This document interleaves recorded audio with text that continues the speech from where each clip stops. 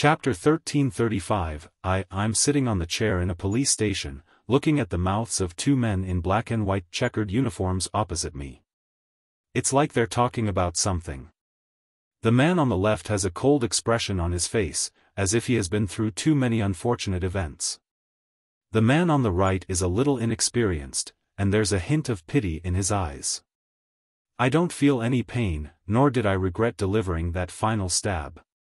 At that moment, I even felt that I had been liberated. The warm blood that sprayed on my body was like salvation from a god. I only regret my fervent pursuit of money in my youth. I had sacrificed my dignity, my body, and my freedom. Over the past few days at the police station, I've had enough peace and quiet. I had the opportunity to ponder this question at a deeper level, far deeper than whatever that I've been thinking about over the years. Me having a weak will and being immature were the source of the mistakes I made. But they weren't the only reason.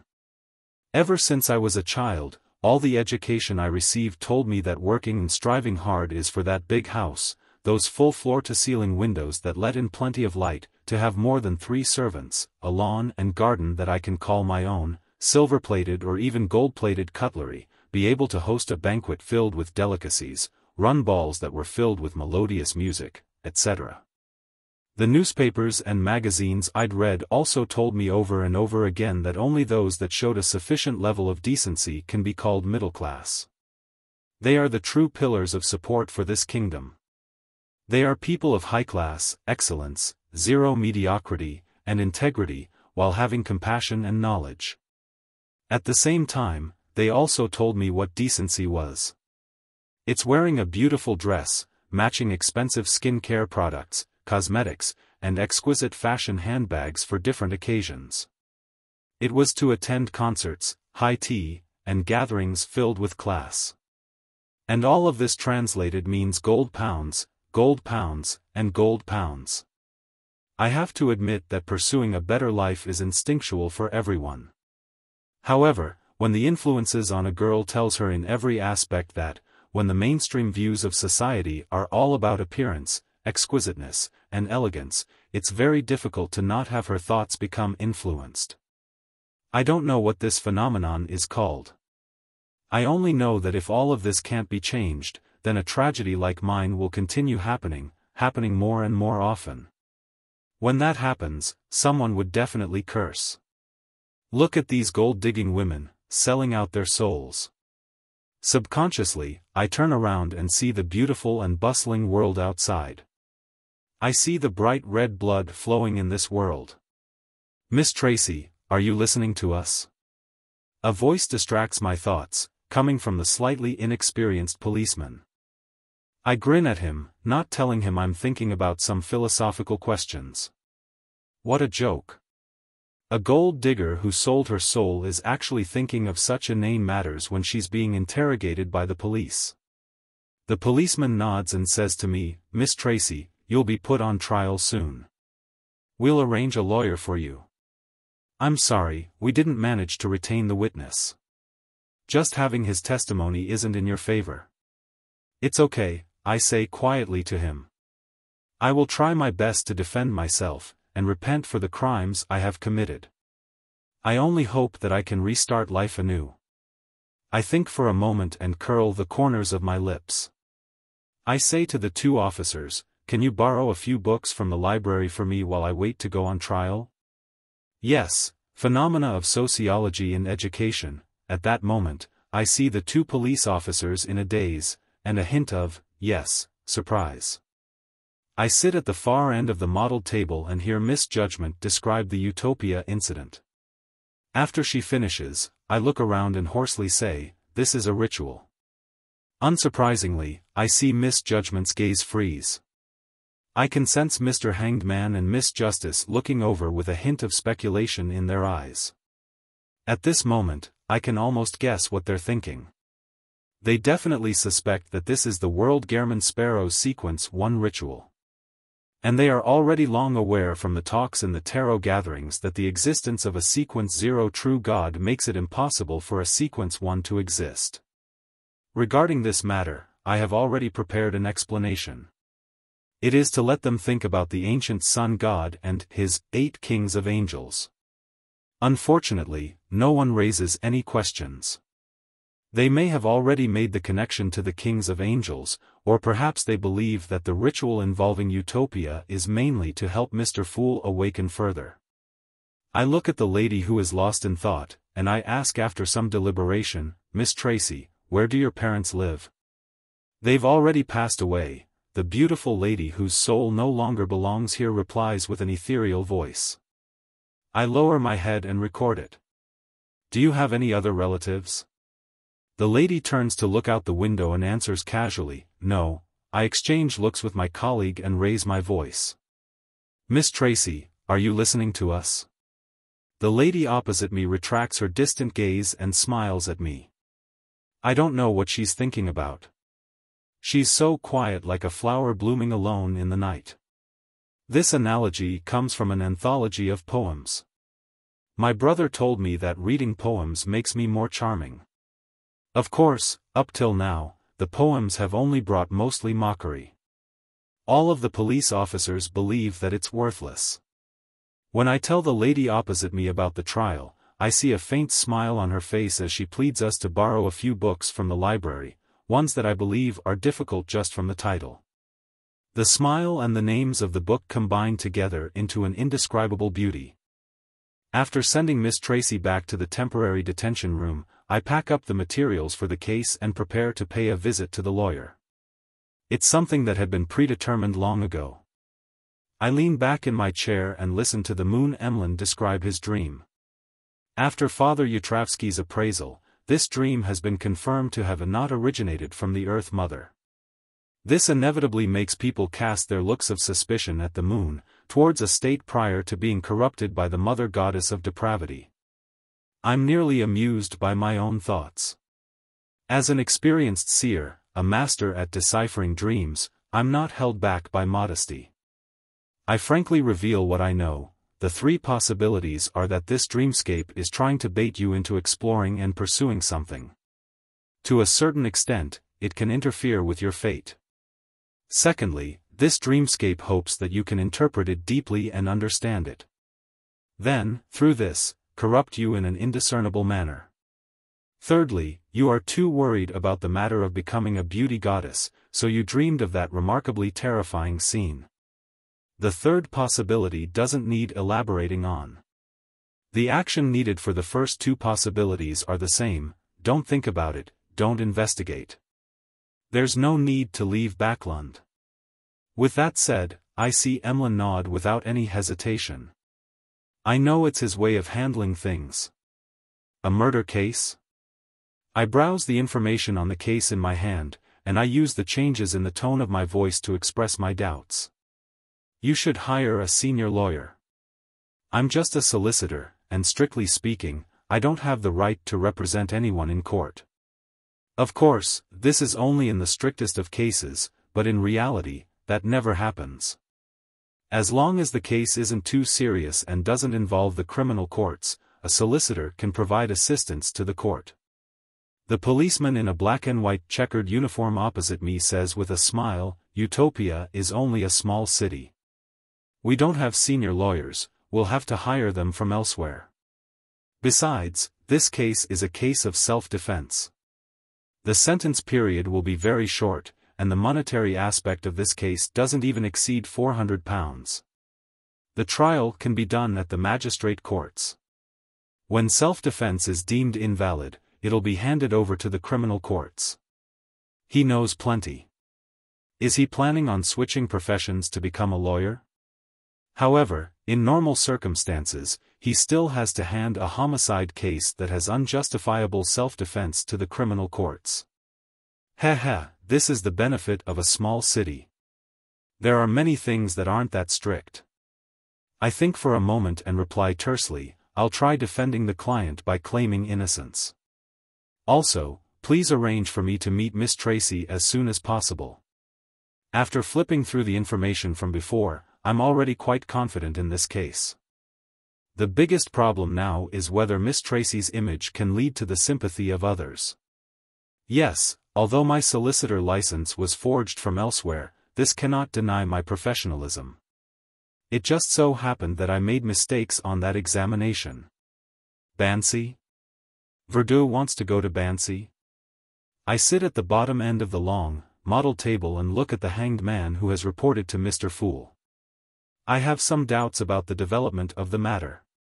Verdun, who's engrossed in mysticism and is trying to save Mr. Dor, does have certain reasons to search Bansi harbor. Furthermore, he has stayed in Byam for almost half a year, so it's very normal for him to come into contact with information about Bansi. The main problem is that the hanged man's previous surveillance didn't provide any corresponding signs, making Verdun's actions seem a little out of place. The importance placed on this matter has to be raised. I nod inwardly and hear Mr. Fool instruct, continue monitoring. I play the 7-stringed guitar by the fountain in the municipal square. I use my knife and fork to slice the steak. In the cathedral, I describe the teachings of the goddess to the believers. I reach out my right hand and leave the carriage with the help of a gentleman. I get the new dress I had been eyeing for so long, and I can't wait to change into it. I stride forward with my 4 legs as I'm being chased by a child. I laugh loudly as I totter about and play with a dog. Suddenly, we tremble. We look up into the sky and see illusory, thin lines drilling out from our bodies. They extend to an infinite height, extending beyond the grayish-white fog. They extend into an ancient palace and land in the hands of a tall figure shrouded in fog. During this period of time, Klein's state had always been very strange, as though he had completely transformed into thousands of lives. Every clone had their own will, thoughts, knowledge, and fate. However, above this collective consciousness was a primary consciousness that held control. It constantly suffered all kinds of attacks, as though it could be assimilated by the sea of consciousness that had been formed autonomously at any moment. However, it eventually withstood the barrage of attacks, allowing Klein to maintain a certain level of clarity. His true body had been lying underground in St. Ariana Cathedral.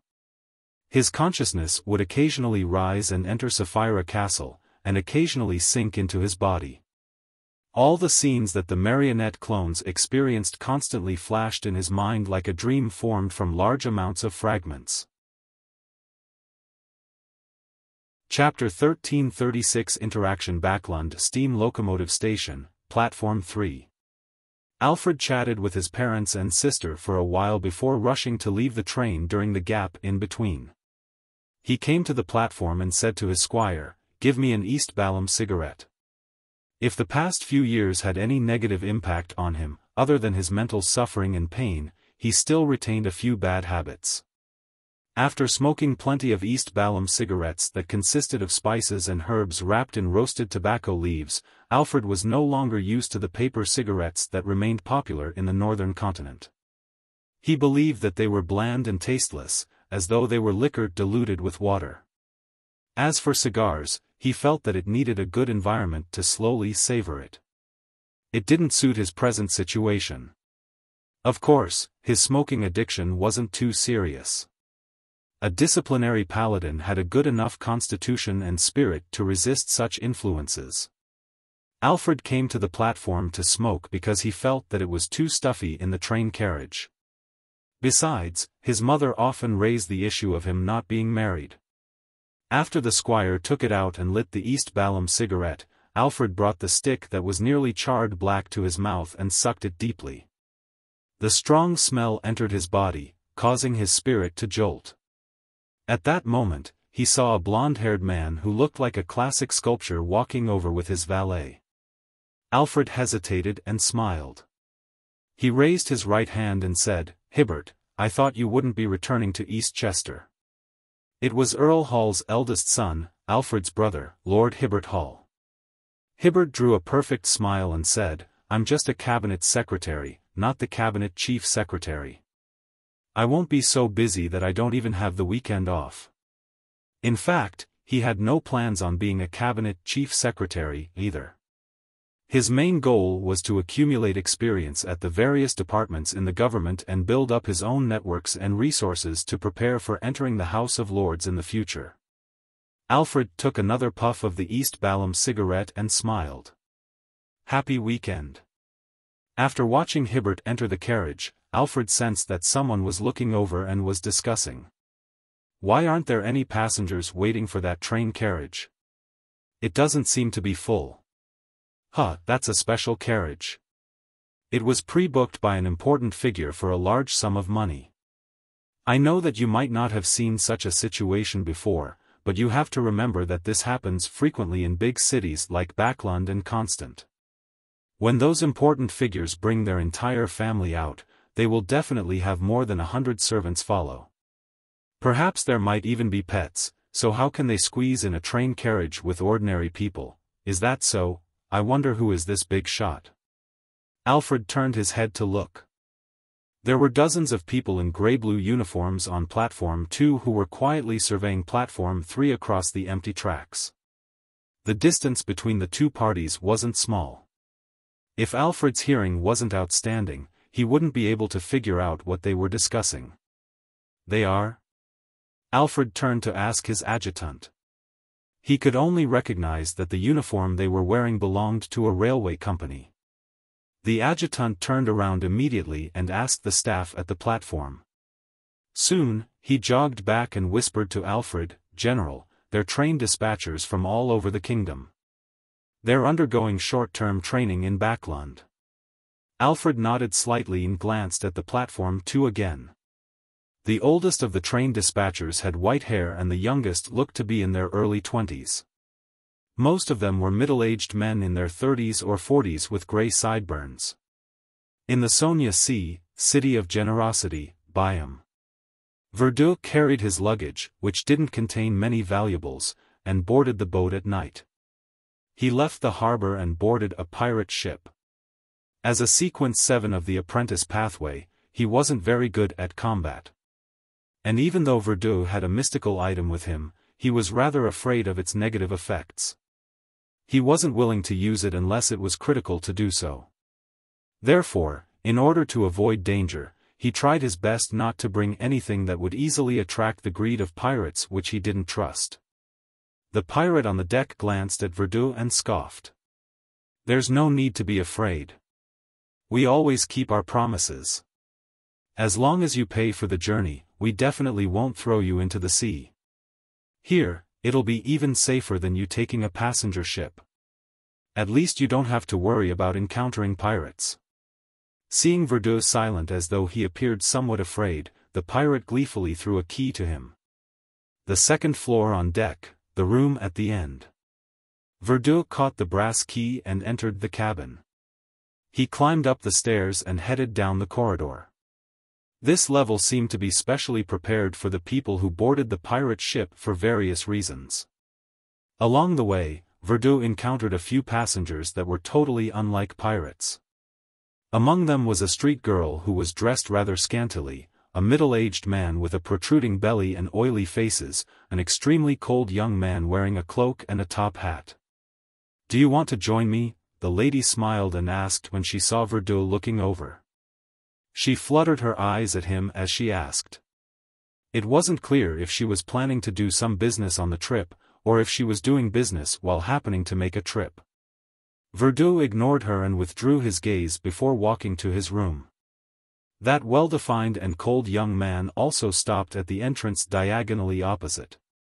"Backlund, Westborough, 9 Bellotto Street. Come in." Zio straightened her body from the huge, wide seat. The door creaked open, and two MI9 members who were under Zio walked in. "Colonel, we've found some information regarding the investigation of Utopia." A man in a dark-colored jacket handed Zio a report. Zio was startled as she perked up. "What is it?" The man in a dark-colored jacket simply said, "In the past few days, we took advantage of the free time we had from completing our previous mission, to visit all the passengers in Backlund from that particular steam locomotive through our informants." Without a doubt, he was referring to the steam locomotive that had stopped at Utopia. "Okay." Zio nodded and gestured for her subordinate to continue. The man in a deep jacket pointed at the report and said, we have preliminary confirmation that none of the passengers that successfully arrived in Backlund show any abnormalities. They're in good spirits and have no problems with their memories. However, we discovered something. At that time, not everyone returned to the train. According to 2 passengers, their neighbors chose to remain in Utopia. One was a lady who loves traveling and exploration. She has a deep love for foreign places. After witnessing the outstanding red wine, desserts, and unique fizzling iced tea in Utopia, she decided to give up on her original plans and stayed in this small unique city for a while longer to discover even more wonderful things. The 2 passengers learned about this when they were chatting with her. Not only did they share neighboring seats, but they also chose to stay in the same hotel. They met in the morning. That hotel happened to be the same one our intelligence agent stayed in. It's called Iris's.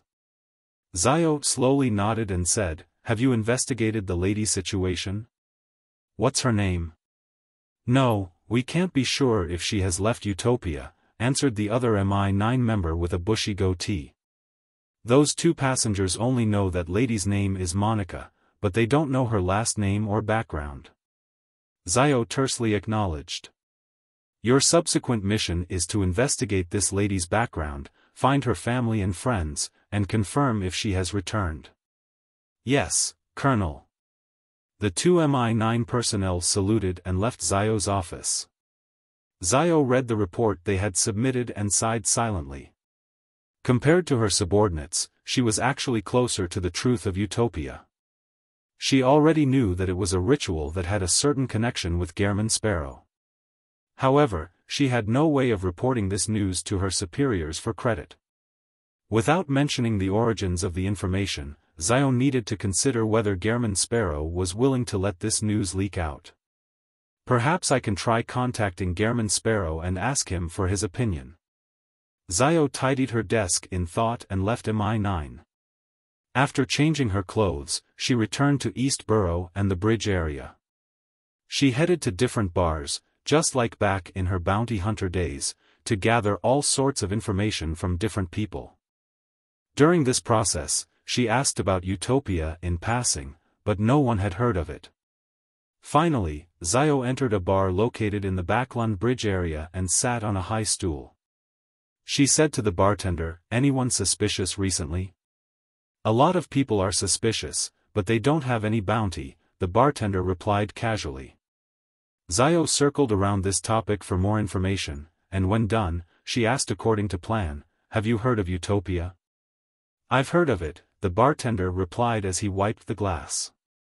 Xiao moved her gaze from the bar counter up slowly. She looked at the bartender and asked, "Where from?" "There was a guest who came earlier, and he controlled his drinking," the bartender said indifferently. "I promoted our specialty cocktail to him. He said that he has other things to do, so he could only drink a glass of beer. I praised him and asked where he came from.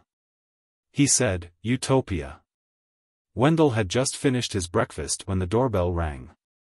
Through the peephole, he saw a police officer in a black and white checkered uniform standing outside. He opened the door in puzzlement. "Might I ask what's the matter?" Wendell asked politely. This house was a place he had been assigned to after coming to Backlund. This was because he would be staying in this city for quite some time, receiving internal investigations and monitoring. The police officer was still young and a little inexperienced. He was only in his early 20s. He forced a smile and said to Wendell, "Hello, I'm Biles, a police officer. There's a case that requires you to provide testimony in court." "What case?" Wendell frowned slightly. The young policeman named Biles said with a polite smile, "It's the Tracy homicide case in Utopia." Wendell's eyes widened. Chapter 1337. A chain reaction. At that moment, Wendell felt his calves tremble slightly, as if he could no longer support the weight of his body. After leaving Utopia, he had anticipated the worst possible outcome, sudden death with no explicable reason. However, he never expected that he would meet someone from Utopia in Backlund, a real large city. More importantly, the visitor had even invited him to Utopia. To Wendell, this was an extremely scary nightmare. Him not experiencing a mental breakdown could only be attributed to his good mental fortitude. Keeping his composure, Wendell forced a troubled expression and said, "I've had plenty of things to do recently." The police officer named Biles immediately said, "The trial will happen in 2 weeks. Here's the subpoena." As he spoke, he handed the document to Wendell. Frankly speaking, Wendell didn't want to accept it at all, but he had no choice but to accept it. Biles took a step back. "This concerns the future of a lady. I sincerely hope that you can testify in court." "It depends on the situation." Wendell didn't want to agree or refuse. Biles didn't say anything else as he bowed. "I'll wait for you in Utopia. I hope we meet again." With that said, he turned around and left the residence, entering the street. Throughout the entire process, Wendell seemed to have been frozen into an ice sculpture, standing there without blinking. After another 10 seconds, he finally woke up from his nightmare. He collapsed to the side weakly and held himself up by placing his right hand to the door. Just now, he had been so afraid that Biles would forcefully bring him back to the non-existent Utopia. If that happened, Wendell didn't know if he still had a chance to leave. Perhaps, he would disappear forever. Compared to sudden death, this impossible to predict but clearly negative outcome left him even more fearful. "I need to quickly report this matter to the brass. Capture that policeman from Utopia and find out the real situation of this bizarre town and a suitable way to resolve the problem completely." Wendell snapped back to his senses and tried his best to perk himself up. He prepared to inform the MI9 members who were secretly monitoring him. At this moment, he finally realized that there was a huge problem with his response. He didn't grab the opportunity to inform his monitoring colleagues with a hand gesture that the police officer who had visited him was problematic. He didn't try to stall for time either. Instead, he waited for the monitors to realize that something was wrong. He also didn't show his talent as an intelligence agent, asking surreptitiously Biles which hotel he stayed in Backlund and what day he was setting off by train. He was so terrified that he could only subconsciously use a response that wouldn't create an accident. With that thought in mind, Wendell walked out of the door and looked in the direction where Biles had left, but he didn't even see his figure. This police officer from Utopia had already blended into the carriages and pedestrians. Retracting his gaze, Wendell looked down at the subpoena in his hand and suddenly felt a little uneasy. What will happen if I don't go to Utopia to testify 2 weeks later? The more Wendell thought about it, the more scared he became. His calves weakened again, and he hurriedly made a hand gesture to inform his colleagues that were hiding around him of the anomaly. West Borough, 9 Bellotto Street. After learning that a Utopia resident had arrived in Backlund, Xiao was both shocked and confused. According to her previous observations, Utopia was likely located in a secret location, or somewhere between real and illusory, allowing outsiders to enter through random entrances. As for why they wanted outsiders to enter, it was probably a ritual requirement. Therefore, according to Xiao's understanding, the people of Utopia likely wouldn't leave their hometown and wander around. This is also a ritual requirement? What's the true identity of these residents? Mr. Fool's believers, the World German Sparrow's companions? After Xiao asked about the general appearance of the Utopia visitor, she had no choice but to return to MI9's headquarters due to the lack of further information. She hesitated on whether she should send her subordinates to perform a large-scale search. She wasn't sure if Mr. World would be happy to see such actions being taken, and she was afraid of affecting the ritual. After pacing back and forth in the office, Xiao prepared to pray to Mr. Fool and ask him to transfer her questions to the World German Sparrow. As she walked to the chair, Xiao swept her gaze across the report placed on the table. It was an investigation report that her 2 subordinates had prepared. On the one hand, they had confirmed that there were no problems with the passengers that successfully arrived in Backlund. On the other hand, they had pointed out that there were passengers who had remained in Utopia. Passengers. Xiao's eyes narrowed as she made a guess based on her intuition. That Utopia inhabitants had their own goals in coming to Backland, and it wasn't for a random trip. And his goal is very likely related to a particular passenger who has left Utopia. This. Xiao was alarmed as she hurriedly sat down and attempted to pray. Just then, someone knocked on her office door. "Please come in," Xiao said after some hesitation. As the door opened, Xiao saw the goateed Locke and Wendell, who was in charge of the Utopia incident. "Colonel, Wendell met someone from Utopia.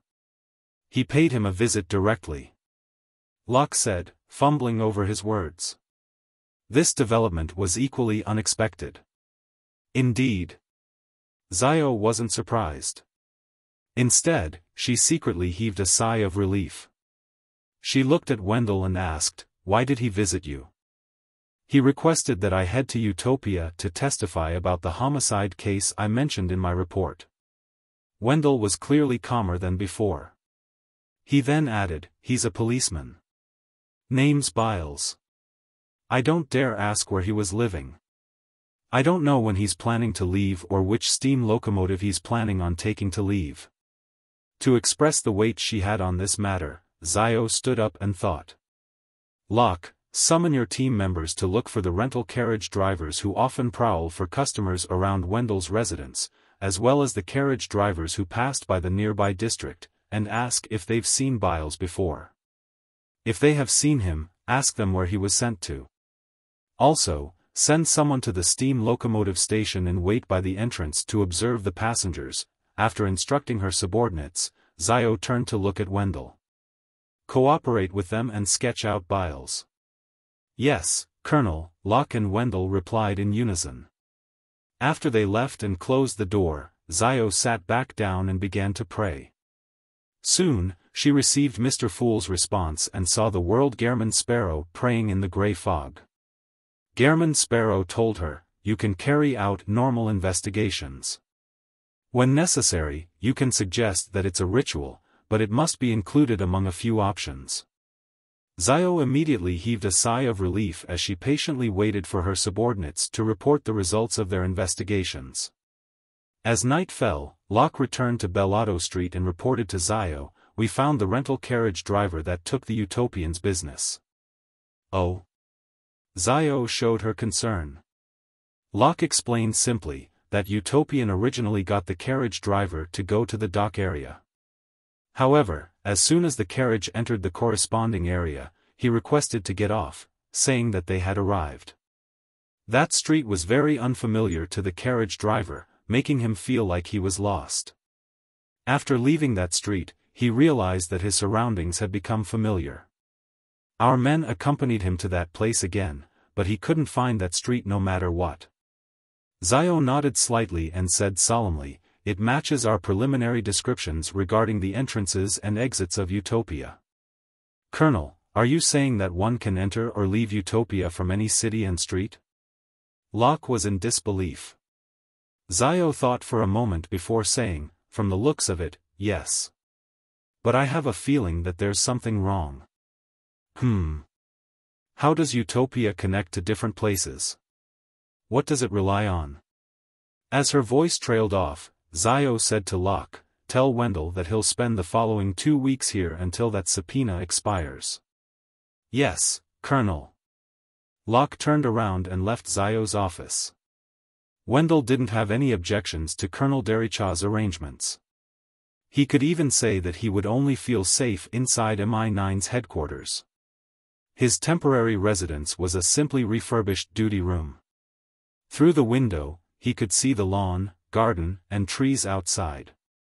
At a glance, Wendell saw a pitch-black raven standing on a tree branch, silently looking over.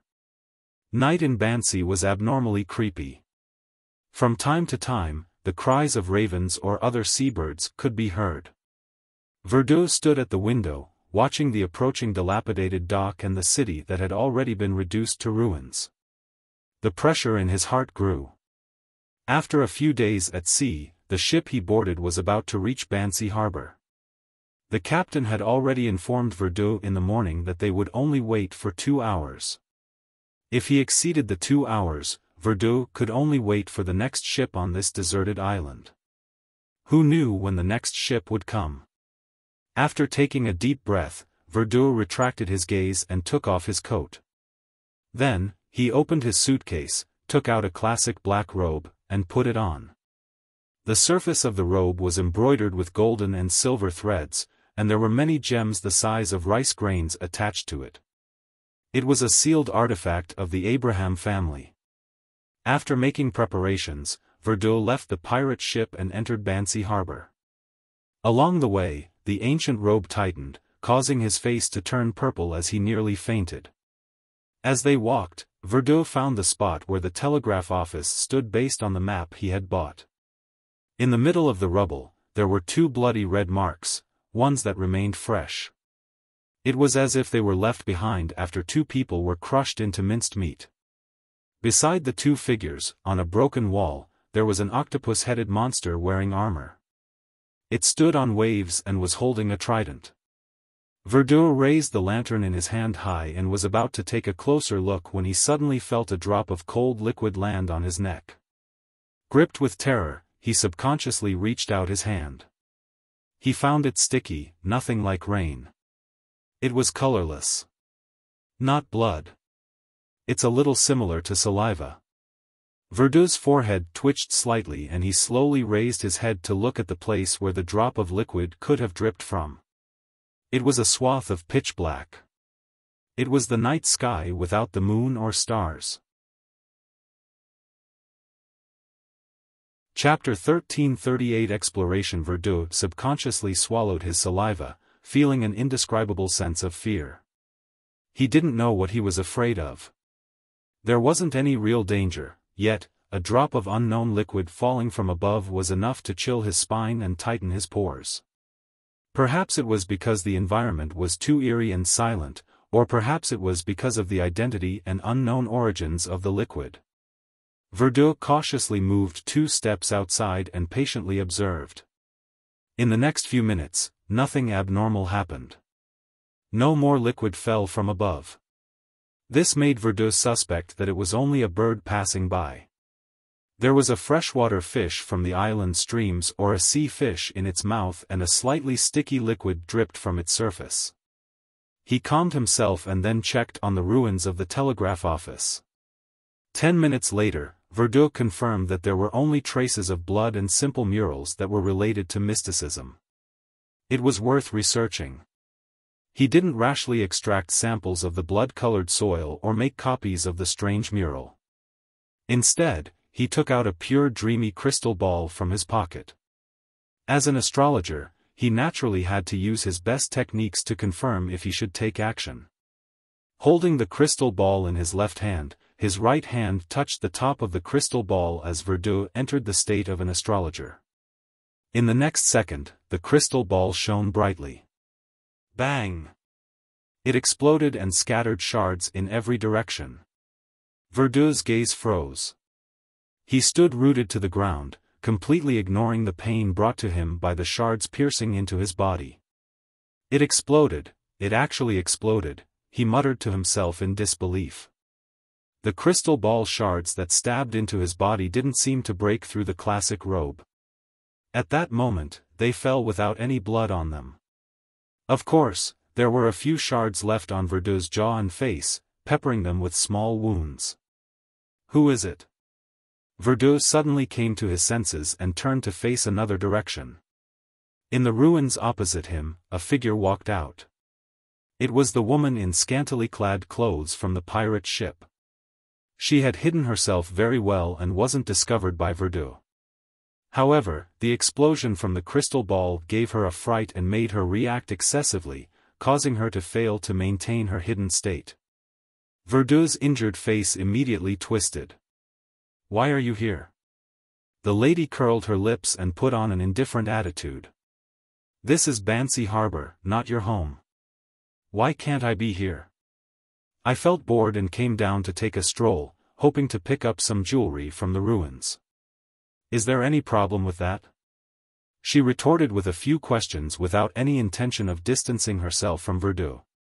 Verdun didn't argue with her. He took out the medicine and medical alcohol that he had prepared beforehand and treated his facial and chin injuries. He then pulled out the crystal ball shards and put them back into his pocket. He didn't want his blood to remain in such a strange place. Following that, Verdun pulled on an accessory on the classic robe. It was a door-shaped symbol formed from 3 rubies, 3 emeralds, and 3 diamonds. In an instant, the long robe tightened, accentuating the flesh on Verdun's body. Just as Verdun's bones were about to be crushed, his figure gradually faded and he disappeared. Then, he teleported to the coastal mountain outside Bansi harbor. The mountain had collapsed and turned into rubble. According to what Verdun knew, this was once the place where the Bansi residents used to worship the god of weather. It was also the main target of the Church of Storms. After the crystal ball exploded to warn him that the Bansi telegraph office was hiding an unknown danger, Verdun didn't dare to continue exploring the area or search for mysticism materials. He could only forcefully move to the next location. And this allowed him to escape the woman's tailing.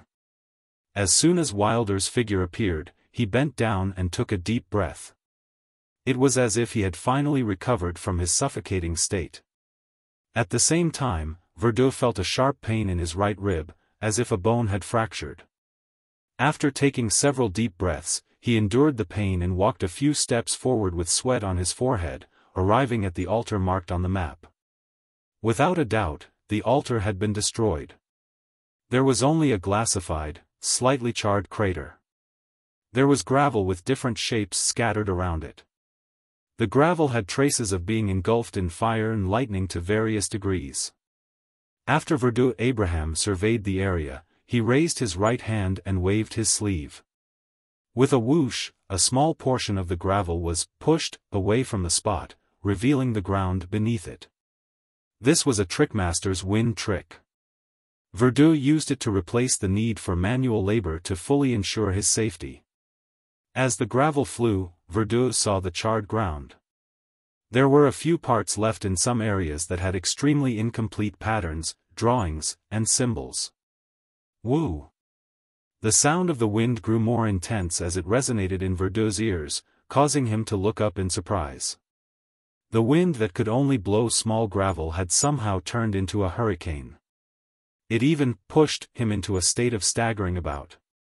Wild clouds gathered in the sky, as if a storm was brewing. Although he had heard that Bansi was a weather museum, he had never thought that the changes would happen so suddenly. For a split second, Verdun suspected that his wine trick had triggered a storm, or perhaps it had caused some changes to the cleared ruins of the altar. This guess made his forehead break out into a cold sweat. As the storm raged, Verdun saw the rubble in front of him fly up, revealing a boulder that was buried underneath.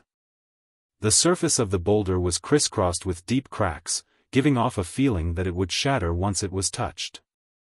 At this moment, the wind had calmed down, but the heavy rain was still brewing. Thinking about how he was already in Bansi harbor, and couldn't afford to be scared off just like that, he mustered up his courage and approached the boulder covered in charred black cracks. He then took out a magnifying glass that was engraved with strange patterns, and he seriously checked the state of the boulder. 7 to 8 minutes later, Verdun put away the magnifying glass, a mystical item, and sighed in regret and dismay. He had already confirmed that there was nothing wrong with the boulder. It didn't involve anything related to mysticism. Verdun was about to retract his gaze and leave when he suddenly saw that at the interface of the boulder's bottom and the earth, bright redness seeped out. The bright redness gradually expanded, like blood flowing out. However, it didn't spread into a huge area. It was limited to a very small area. The 2 blood-red figures in the telegraph office's ruins instantly flashed across Verdun's mind. His scalp couldn't help but tingle. His lips quickly turned dry as he instinctively thought that this wasn't a good development. After swallowing another mouthful of saliva, Verdun raised his right hand and created another gust of wind, causing quite a number of miniature rocks to roll over to fill the bottom of the boulder completely, covering up the bright redness that seeped out. He didn't stay here any longer. He forced himself to activate teleportation again and headed for his final destination. This time, another one of his ribs fractured again, causing him to almost faint from the pain. In addition to the suffocation caused by the tightening, Verdun felt like he was hovering around the edge of death. He took several seconds to recover and cast his gaze forward. This place was also in ruins. A collapsed house covered the weeds. According to a pirate who had once explored the ruins of Bansi, there was an item here worth researching. It was an ordinary wooden door, but it was the only thing that remained intact in Bansi. The pirate didn't find anything special about the wooden door, so he got his subordinate to carry it in an attempt to move it back to the ship. However, they had only taken 2 steps when they suddenly collapsed. Dragging their spines, their heads separated from their bodies and rolled to the side. This frightened the pirate. He didn't dare to stay any longer and led the rest of the crew away in a hurry. Verdun didn't fully believe the story that the other party had told him. Although he hadn't experienced much life at sea, he knew that the sailors liked to exaggerate, often exaggerating something several times. However, even if it was an exaggeration, Verdun believed that the door was worth studying. After a round of searching, he discovered his target. The ordinary-looking wooden door was leaning against a collapsed wall with brass locks and handles. There were no corpses around it, nor were there any traces of blood. It was identical to the majority of the ruins. Indeed, he's exaggerating. Perhaps the pirate heard about this wooden door from somewhere else. Both he and his subordinates didn't dare to move it. Verdun looked around and suddenly said, "Who is it? Why are you monitoring me?" He actually didn't notice anyone around him, but based on his experience and lessons, he could use words and a reaction to deceive the possible presence of a monitor. A second later, a middle-aged man with a belly appeared in the shadows. He said nothing and silently left the place. Verdun heaved a sigh of relief as he didn't waste any time to approach the wooden door. According to the information he had obtained, no matter which way he opened the wooden door, it wouldn't bring about any abnormal changes. There would be no danger if he didn't attempt to move it. After thinking for a few seconds, Verdun retracted his hand into his sleeve and used his classical robe as a glove to pull the wooden door up. He raised the wooden door, and the surroundings fell silent. Verdun pushed the wooden door like he was normally opening a door, but there were no changes. He tried many other methods, but he failed to make the wooden door display any abnormalities. It seemed to have just been lucky to be preserved in its entirety under the bombardment of the Church of the Lord of Storms. Taking a deep breath, Verdun tried to calm himself down. He thought for a moment and tried to open the door again. However, unlike before, he held the handle and gently twisted it down. After hearing the light click of metal colliding, Verdun pushed the wooden door backward and let it lean against a collapsed wall. This time, a grayish-white fog appeared before Verdun. In the fog, there was a faintly discernible street and a row of terraces. Outside one of the houses, there was a wooden signboard. On them were a few Loanese words, Bansi Harbor Telegraph Office. While Verdun's pupils dilated, a calm voice sounded from the telegraph office that was shrouded in fog. "Are you here to send a telegram? Please come in." Chapter 1339. Behind the door. Although the voice coming from the telegraph office wasn't anything out of the ordinary, it was just a little intermittent. It lacked the obvious changes in tone. Normally, it wouldn't strike terror in others, but Verdun's heart suddenly erupted with a surge of fear. It was like a bullet with flames shooting into an ammunition dump. It accurately hit a barrel of flammable gunpowder and ignited the fear that Verdun had accumulated and suppressed previously. The horror that swept into every corner of his body was like a hand that grabbed Verdun's heart and blanked out his brain. He turned around abruptly and ran frantically towards the remnant pier where the pirate ship was.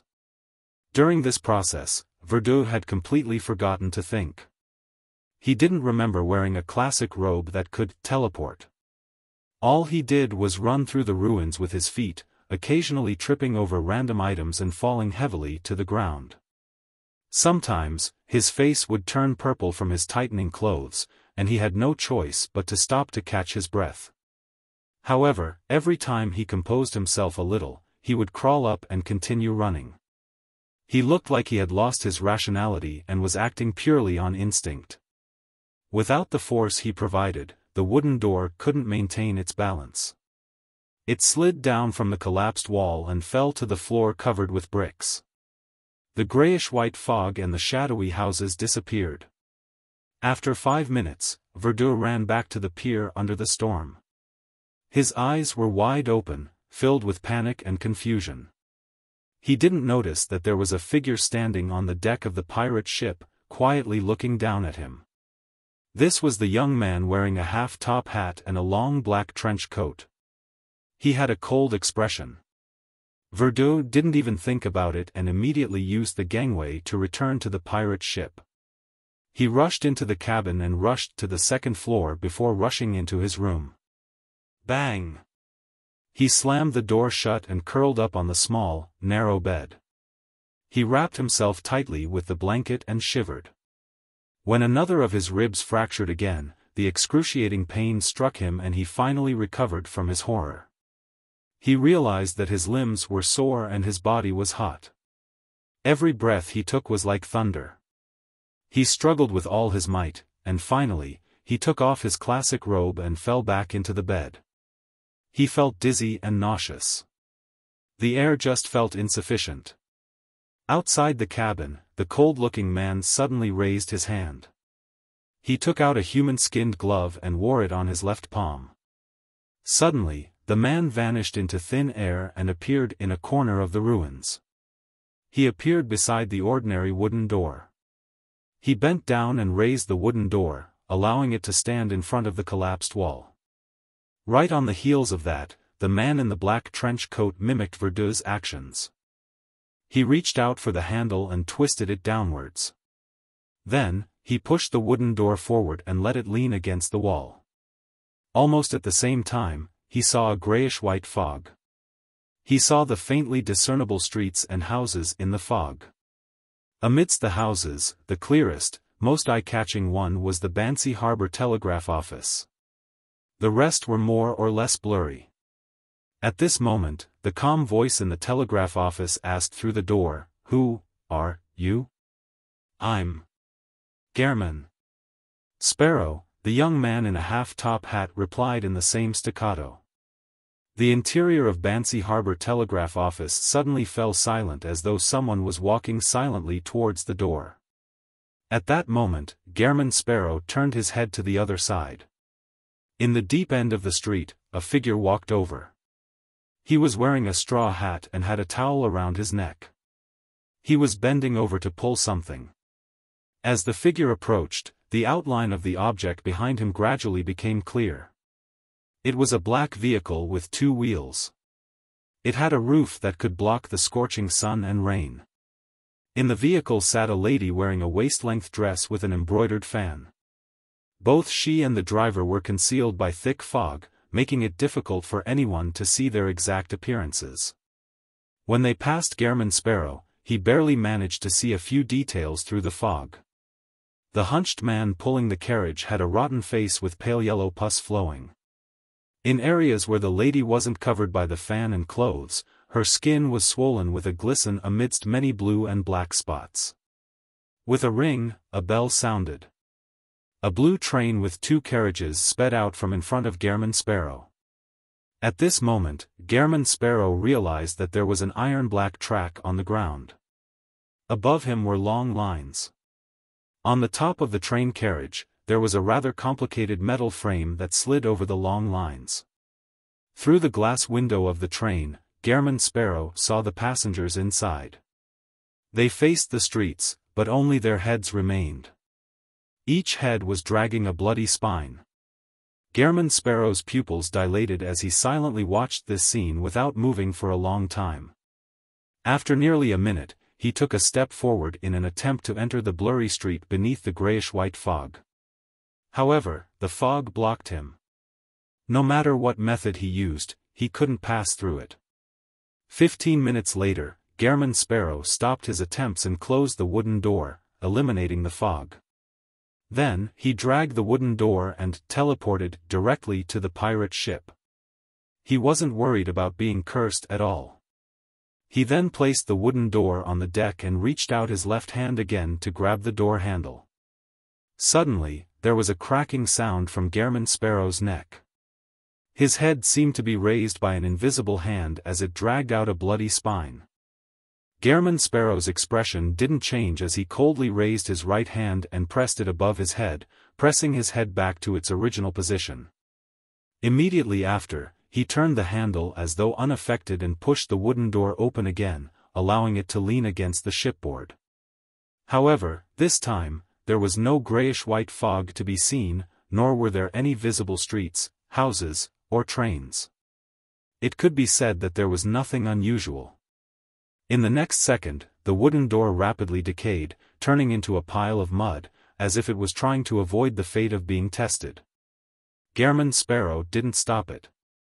He took out a golden ring embedded with a ruby and wore it for nearly 10 seconds.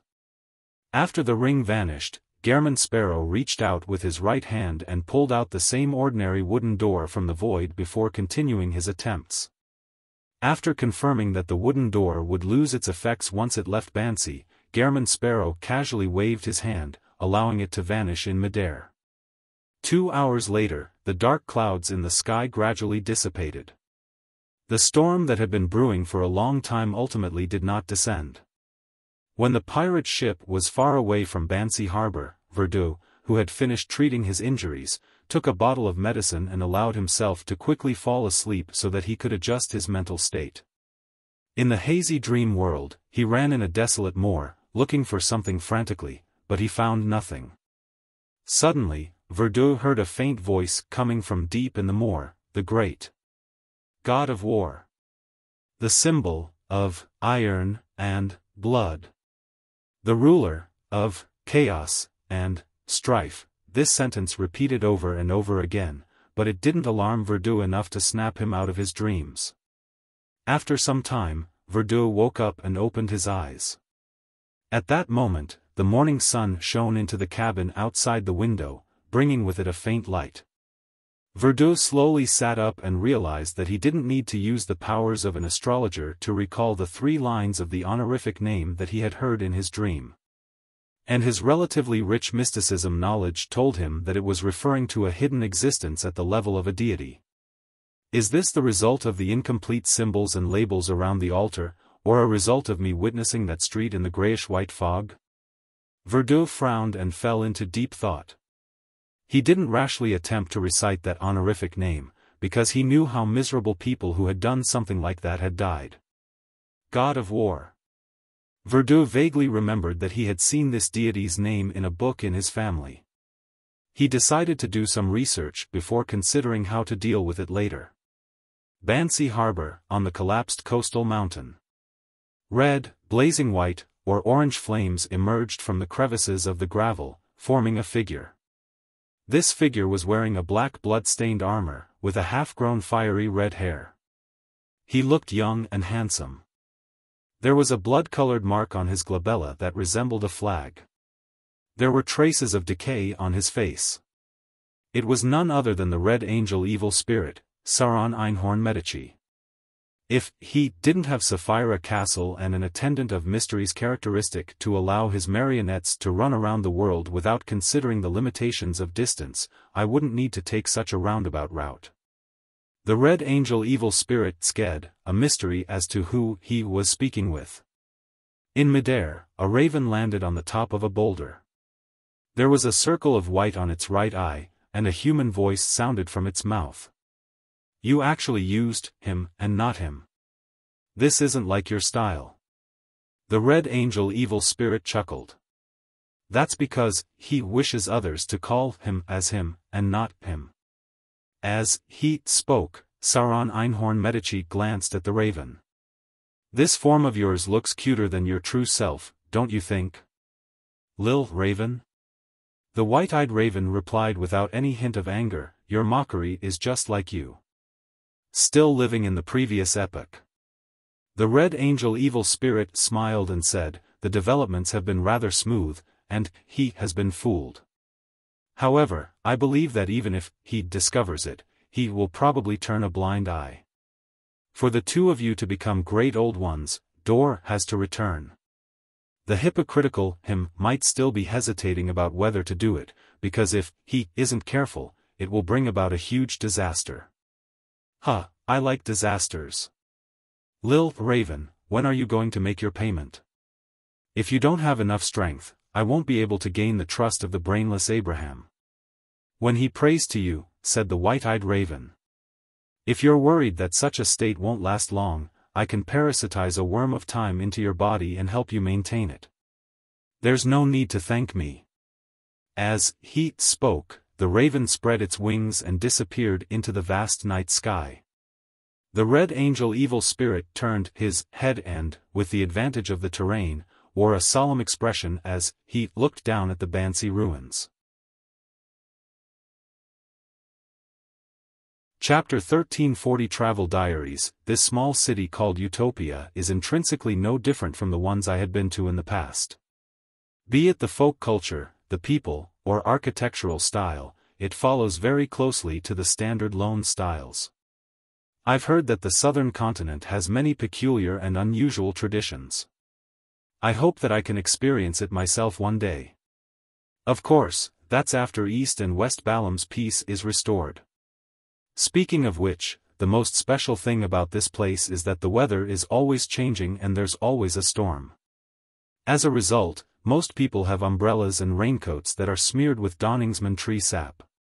The hotel attendant told me that for a person of a certain income level, which also has a need to work outdoors, they would have to save quite a sum of money to purchase a raincoat. Otherwise, the sickness would only take more away. There are no meteorologists here. I have no idea why there are so many changes in the weather here. I can only guess that it has something to do with it lining the sea and being close to places with hurricanes. Yes, there's a deep water harbor a few kilometers away from Utopia. However, they're lacking in manpower, and it isn't very well managed. It can only maintain its operations on a small scale. They don't have local newspapers either. After all, it's just a small city with a few thousand people. The paperboys mainly sell the Tussock Times, Desi Mirror, and Seawind News. The second reason I like this place is because many people in Utopia are optimistic and are very enthusiastic about life. When I wrote this down, a band happened to pass by outside the hotel. It's not a professional band, but a group formed purely from amateur enthusiasts. Among them, there are civil servants, law enforcement officers, solicitors, professional policemen, school teachers, candy factory workers, shop owners. Among them, those with the money are responsible for the larger musical instruments, such as cello, violins, and other difficult musical instruments. The lower and middle-class citizens use relatively simple instruments like 7-string guitars and harmonicas. On some rest days, they will walk the streets and set off from the municipal square. They will circle the city before returning to the St. Ariana Cathedral near the square. They call this a musical tour.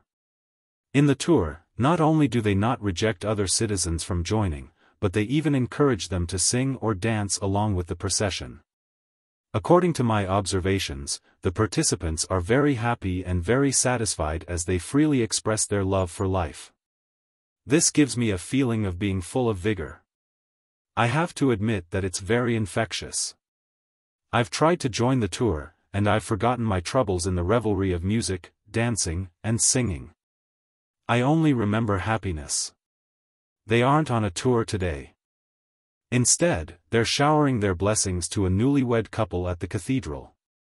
Speaking of weddings, what I don't understand the most is that it only has the Evernight Goddess's cathedral.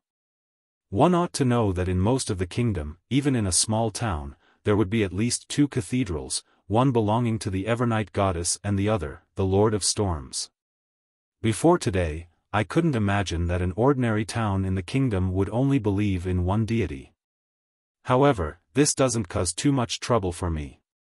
Before I turned 18, I could only believe in the Lord of Storms under the influence of my family. However, after I graduated from grammar school, I came to truly understand that the goddess is the most compassionate and benevolent deity. Back to the wedding. I participated in a wedding a couple of days ago. I discovered that Utopia has some special customs in this area. Out of all of them, what I admire the most is that when the priest pronounces them man and wife, the groom and bride will bow to each other.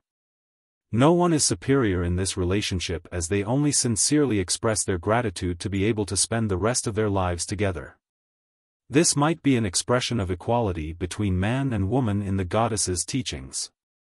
In addition, there will be some special game segments after the wedding.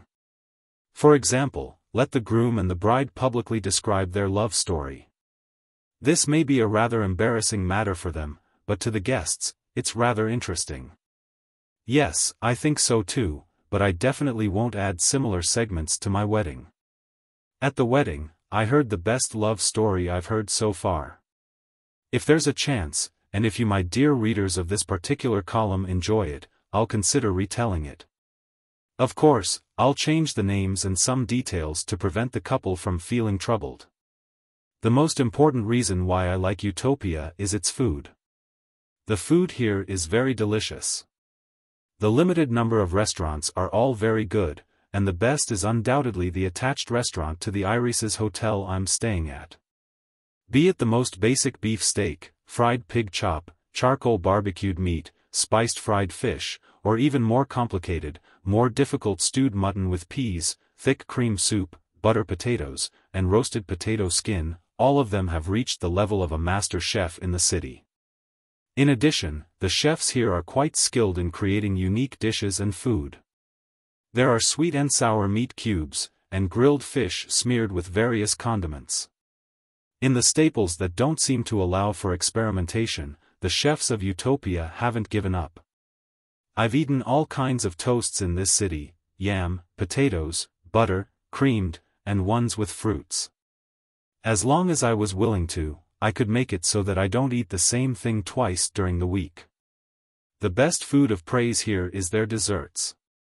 Cream pudding, fruit pudding, black forest cakes, carrot cakes, milk cakes, muffins, egg tarts.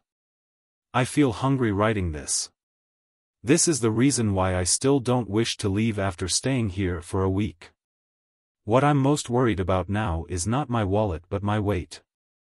I'm glad that the hotel doesn't have a weight scale, and at the same time, I blame them for not including one. The red wine in Utopia is also rather outstanding. The only problem is that they lack the age to settle down. It seems like the vineyards around the city haven't realized this. Here, I need to seriously recommend a drink. Utopia's fizzling iced tea. It's very special, and it has an even more amazing experience besides the sweetness and bubbles. Every night, I would go for a stroll in the municipal square. That's also the place where most utopians like to go for entertainment. They have an extraordinary love for the pigeons. I met an artist at the municipal square. His name is Anderson. He's handsome, and his artistic skills are superb. Unfortunately, he's a mute. I also know another writer. His name is Alzu. It's a rather strange name. He said that he's writing a long novel and asked me to appraise the beginning. I won't comment on his novel, but I was just curious about a few familiar names at the beginning of the novel. It included Anderson, Wendy, oh yes, this is the boss of my favorite bakery. I raised this question, and Alzu told me very seriously that when a writer can't think of names for characters, it's very reasonable for them to use someone they know as reference. I agree. Since this column is too narrow to contain my thoughts, I'll end it here. Love, Charlotte. Monica put down her fountain pen and seriously read the manuscript twice. She changed certain words and any grammatical errors. She was a writer. She wasn't famous at first, so she could only rely on writing third-rate romance novels to maintain her life. After she changed her faith to the Evernight goddess, her father had almost cut off all ties with her. However, ever since Miss Fur's Wall, who had written Stormwind Mountain Villa, established a travel column, and had received quite a warm response after the war, Monica had also started to write about her travels in some Backlund newspapers. This perfectly matched her hobby, and her hobby gave her a unique vitality to help her become a famous travel columnist. Charlotte was her pen name. After her writing dried completely, Monica specially wrote another copy and stuffed it into an envelope before affixing it with a stamp. After confirming that the address was correct, the black-haired lady with a Desi Bay style carried her handbag and left the hotel, heading to the Utopia post office. The post office was next to the telegraph office. Whenever Monica passed by the latter, she would always find it a waste. From her point of view, Utopia rarely needed to send telegrams. It was too extravagant to specially build a telegraph office. After sending the letter, Monica looked at the sky and walked towards the municipal square. When she arrived at the entrance of St. Ariana's Cathedral, she met Biles. He was a police officer. He had once questioned Monica at the Irises Hotel due to the homicide witness. Unfortunately, Monica didn't know that man named Wendell. After greeting each other with a nod, Monica entered the cathedral and found a seat. She listened quietly to the sermon of the priest named Townsend. This was a priest she found to be most clergyman-like ever since she changed her faith to the Evernight goddess. His hair was half white, and he spoke slowly and mellowly. His voice was deep and low, always calming down people without them realizing it. Monica closed her eyes and listened attentively to the sermon. East Chester County, in a forest belonging to the Hall family. Alfred, Hibbert, and Audrey led their respective foxhounds with their servants around the forest and chased after their prey. This was the first time the three of them had hunted together since they became adults. In front of their sister, Alfred and Hibbert had a great time, at least on the surface. And to Alfred, the biggest problem was how to control himself and not show that he was too extraordinary. Otherwise, if a disciplinary paladin were to join the hunt, no one else would have the chance.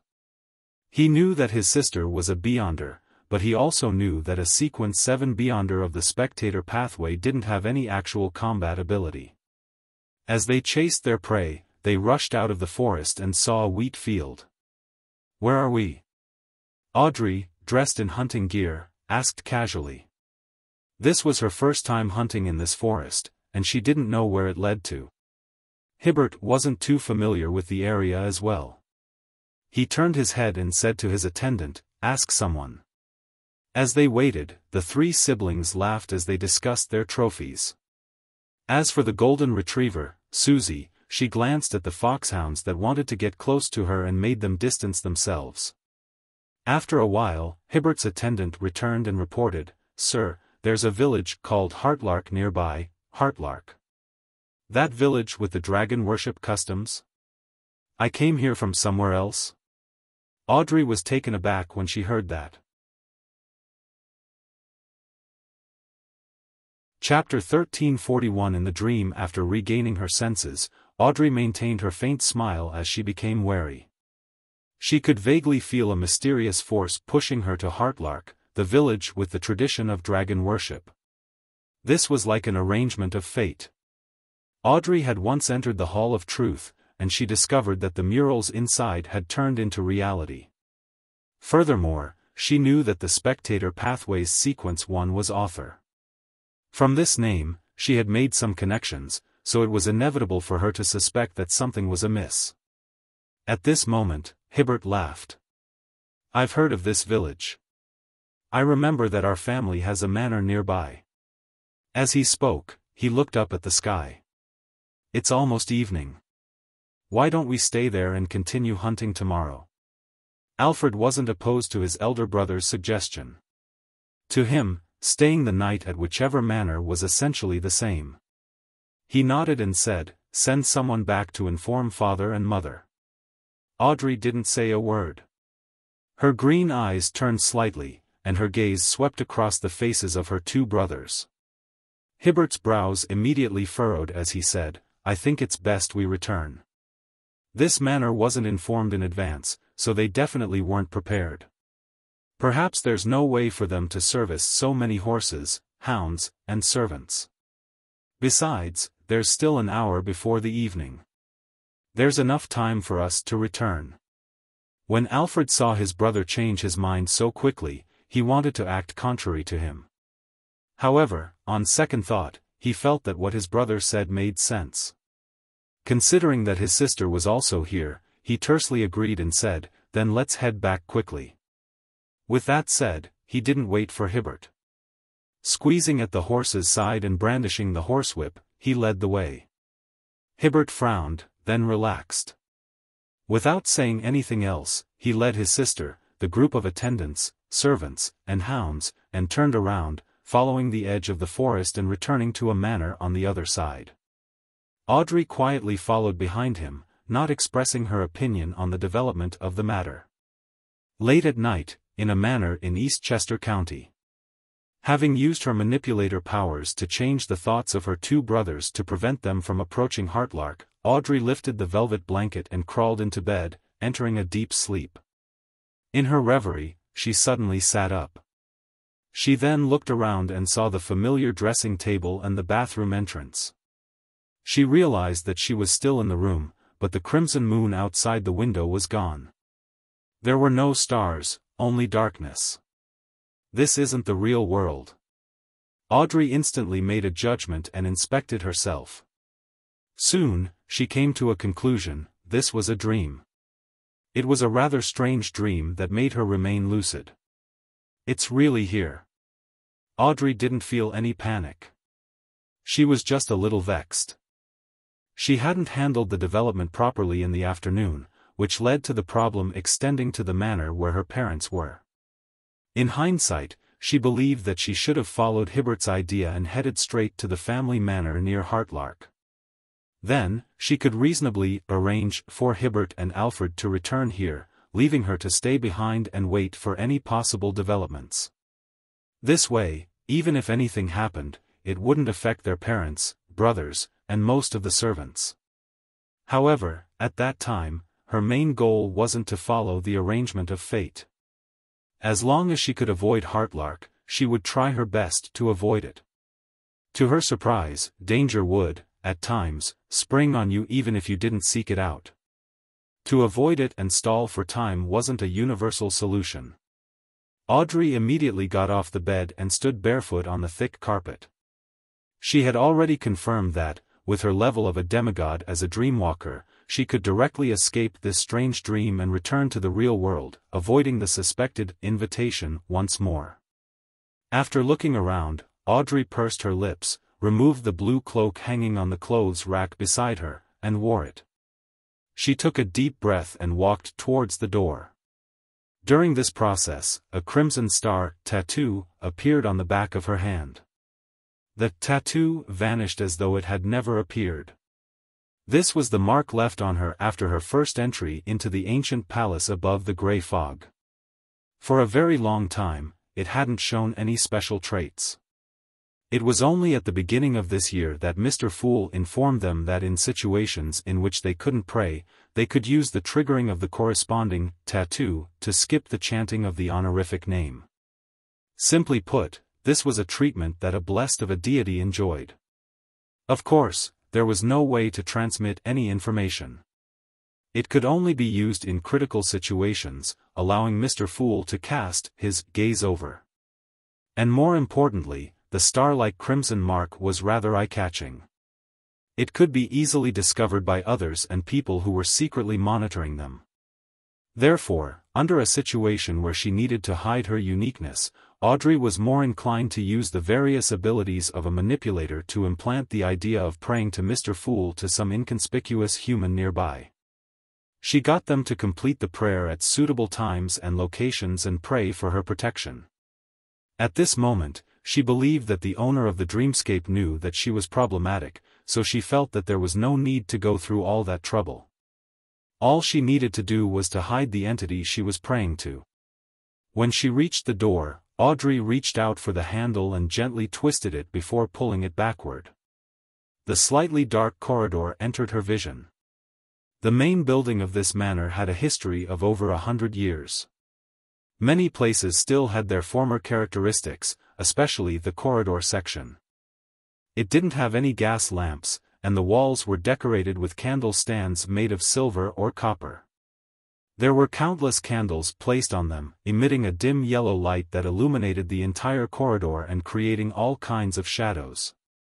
They gave a feeling that a phantasm might appear on the corridor at any moment. Even this has been replicated in the dreamscape. Audrey looked around and entered the corridor. As this thought flashed across her mind, a long, thick pale yellow carpet appeared beneath her feet. Stepping on the carpet, Audrey followed her spiritual intuition and walked to the right. After taking 2 or 3 steps, she suddenly stopped. She felt as if there was something hidden behind the 2 tightly shut doors, giving her a strong desire to explore. This is Father and Mother's bedroom. That is Hibbert's room. That is Alfred's room. Audrey made a slight note of it and frowned. The ancient doors with relief were extremely mysterious under the dim candlelight. It made one eager to know what was hidden behind them. As her thoughts raced, Audrey suddenly understood what they represented in a dream. This was the door to the mind world. Behind each door was the mind world of their owner.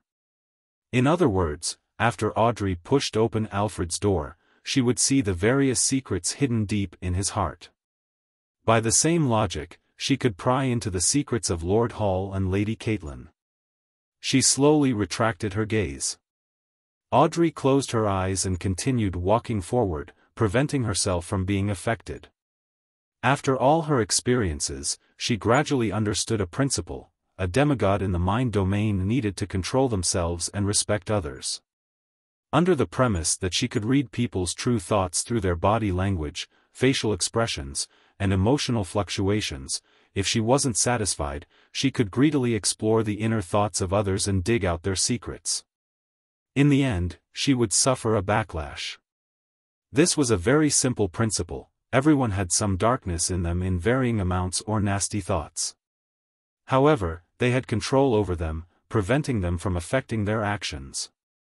Under such circumstances, if a demigod in the mind domain still insisted on digging these thoughts and dug out the ugly parts under the mask, it was very easy for them to be disappointed in human nature, be tainted by all kinds of negative thoughts, gradually becoming crazy without realizing it.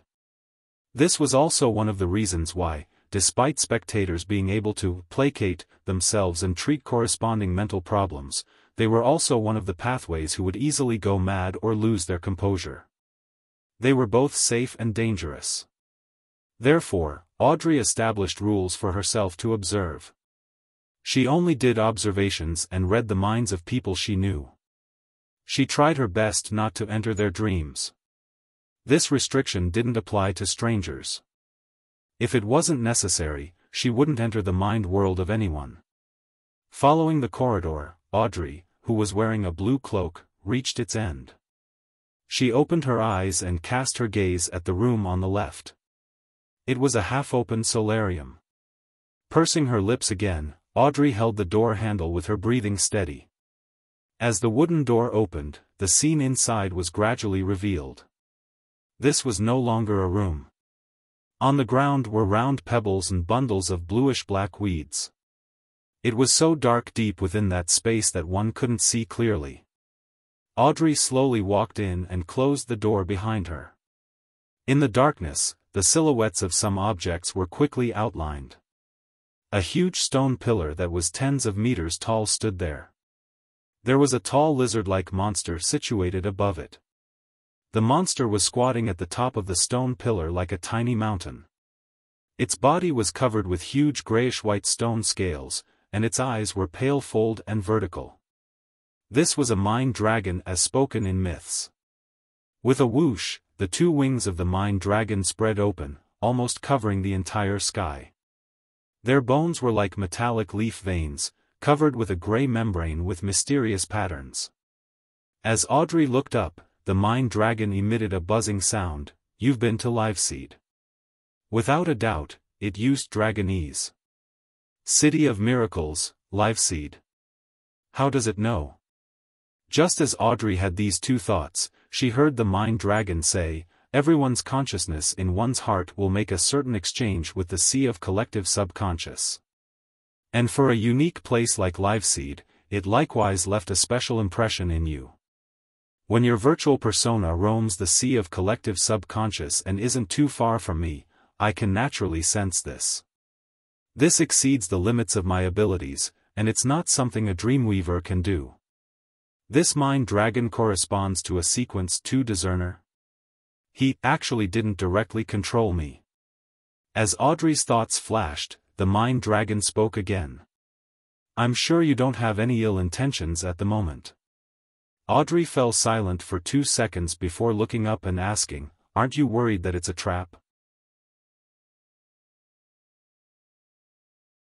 Chapter 1342. Simultaneously at that moment, Audrey even suspected that the arrangement of fate wasn't for her to head to Heartlark to investigate the dragon-worshipping customs. Instead, it was to make her realize that something was wrong, causing her to feel conflicted. It made her use a virtual persona in the vicinity of Heartlark to secretly guide her 2 brothers into changing their minds without realizing it. This would inevitably result in her consciousness being specially related to Liveseed to be discovered by the mind dragon, thus attracting him. Despite being the one that had been arranged, Audrey couldn't help but feel a sense of awe. It had to be said that to achieve such an effect, one had to have an extremely high level of confidence in the reactions different people had. It struck fear into the bottom of her heart. After all, Audrey, a sequence 4 manipulator, had felt that the development of the matter was in line with her expectations. She had completely fulfilled her wishes and wasn't alert at all. The mind dragon retracted its huge wings and looked down at the blue-cloaked Audrey. This is a dream maze formed by many minds. Even if the one who set the trap personally descends, it will take some time to find this room. Besides, I won't stay long.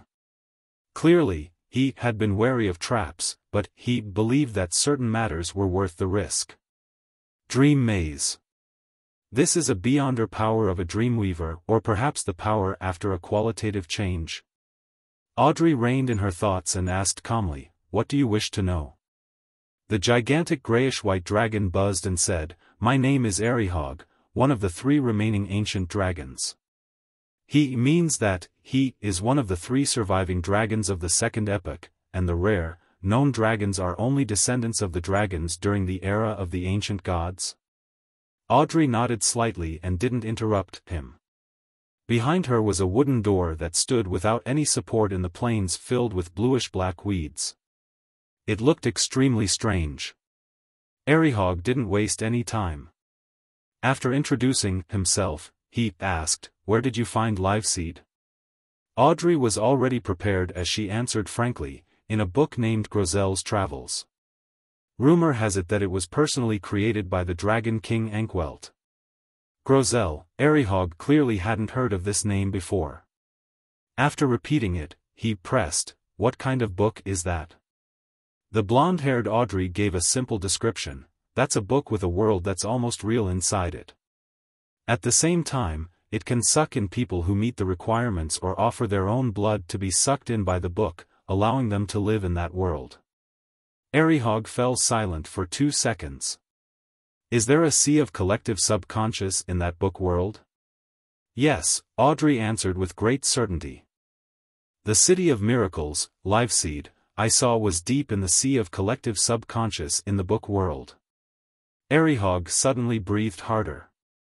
What did you see in that Liveseed? Audrey recalled and said, a city filled with towering pillars and majestic palaces. In addition, I've also entered the residence of the Dragon King. That place can allow every living being's inner thoughts to echo in the surrounding area. I call it the Hall of Truth. At the end of the Hall of Truth, behind the Dragon King's throne, there's an ancient and mysterious bronze door. I'm not sure what's sealed behind. In short, it's very dangerous and I didn't dare approach it at all. Audrey was speaking the complete truth, she just didn't mention the speculations that Mr. World, Mr. Star, and she had come up with. Arihog fell completely silent. It was unknown what he was thinking of, or if he was analyzing the current situation regarding Liveseed. During this process, his head drooped down bit by bit, as though he was going to fall from the top of a 100-meter-tall pillar to the ground. Just as Audrey tensed up from this rather bizarre scene and was about to ask a question, Arihog suddenly raised his head. The golden vertical pupil in his eyes turned colder as his voice once again resounded in the wilderness. Liveseed, with a low rumbling of thunder, the things that were hidden in the dark behind Arihog quickly became clear. In the gradually brightening scene, their outlines appeared. They were huge stone pillars that were more than 100 meters tall. They were either standing alone or collectively propping up numerous majestic and ancient palaces. These stone pillars and palaces were mainly grayish-white in color as they landed on the island-like foundations. It was identical to the City of Miracles, Liveseed, which Audrey had just described. No, this was probably the City of Miracles, Liveseed. Only then did Audrey realize that the ancient mine dragon, Arihog, was squatting at the top of the thickest, tallest stone pillar. At this moment, she could faintly feel a subtle change in Arihog. Her green eyes darted about slightly, and the sound of a metal handle being twisted sounded from behind her. This. Audrey held back the urge to turn her head abruptly. She turned her body warily to the side, allowing her gaze to fall sideways. The individual wooden door that had lost its external support slowly opened, revealing the visitor's appearance, huge, white rabbit with wiggling ears that walked upright. Above the gray fog, in the ancient palace, a figure was shrouded in grayish-white fog. He sat at the fool's seat at the end of the long mottled table as he silently observed the crimson star representing justice. Backlund, Westborough, 9 Bellotto Street. The closer Wendell was to the end of the 2 weeks, the more he suffered from insomnia. He had to rely on medication to fall asleep. When he woke up, he was also restless and extremely anxious. He had lost all interest in food and only forced himself to eat the 3 meals sent by his colleagues to ensure his energy. He didn't know what would happen on the date of the trial, nor did he know if there would be an irreversible change in his body. This kind of fear towards the unknown often made him feel stifled. It was extremely tortuous. Sometimes, Wendell would even think that it might not be a wise choice resisting his return to Utopia. Based on his limited experience there, if he obediently returned to Utopia and testified in court, there was a high chance that he would leave safely. At least up to this point, Wendell hadn't heard of anyone dying or going crazy because of Utopia. The people there were rather friendly apart from being a little bizarre. "I'm just going to help. They should be grateful to me instead of being antagonistic." The more he thought about it, the more he felt that it would be more comfortable to face the danger. Of course, he had no doubts about MI9's protective capabilities. If it wasn't possible, he felt that he could only consider meeting the Lord of Storms early. Phew. Wendell exhaled and sat down on his chair. He casually picked up a novel to pass time. However, his frustration made it impossible for him to immerse himself in the plot. He flipped through the pages more frequently and finally, he snapped the book close. He closed his eyes and prepared to take a nap. In a daze, Wendell seemed to return to Utopia and arrived at the court. However, the role he was in wasn't as a witness but a member of the audience. Tracy was deemed by the judge to have provided insufficient evidence to support a claim for self-defense and had been transferred to the criminal courts. He saw this lady tearing up in a daze, her smile extremely miserable. Wendell woke up and stared silently at the wall lamp in front of him. He sat there motionless for a long time. If the problem is Utopia, and not the residents of Utopia, then me avoiding it might end up killing a poor lady. Wendell retracted his gaze. His resolve had wavered slightly, but he was unable to overcome the fear in his heart. With his hands on the table, he stood up and walked to the door. He planned to wander about MI9's headquarters to ease his mood. After leaving the room and taking a few steps forward, Wendell suddenly heard a colleague in the office discussing the related case of the Utopia. "Have you heard? The person who entered Utopia was a carriage driver. He sent a merchant from Utopia to the dock area, and with just taking 2 turns at a crossroads, he found himself somewhere unfamiliar. There's a need to warn all the carriage drivers in Backland. Yes, it's best to draw a parallel between Utopia and the spies, so that they can understand. The way of entering and exiting Utopia is really frightening. Yes. Sometimes, I even suspect that the entrance to Utopia might appear anywhere. There's definitely a limit to this. It's not as omnipotent as we imagine. Otherwise, I might find myself in Utopia just by paying a visit to the washroom. According to the current patterns we've figured, this is theoretically valid." When Wendell heard that, his blood vessels on his forehead began to throb. He suddenly felt that even if he was in the headquarters of MI9, he wouldn't be that safe. "Unless there's a demigod watching me the entire time, it's very difficult for me to avoid the fate of returning to Utopia. Perhaps, after I wash my hands and open the washroom door, I'll discover that it's the Irises Hotel outside. No, ordinary demigods might not be able to stop such a thing. This doesn't seem like it's something humans can accomplish. It's already extremely close to that of a deity." Wendell instantly panicked, unable to suppress the fear in his heart. He returned to the room and took out the subpoena from the Utopian court. Immediately following that, Wendell entered the washroom and held the document as he muttered in fear, "I'm willing to go to court to testify. I'm willing to go to court to testify." After repeating himself a few times, he reached out to grab the handle of the bathroom door.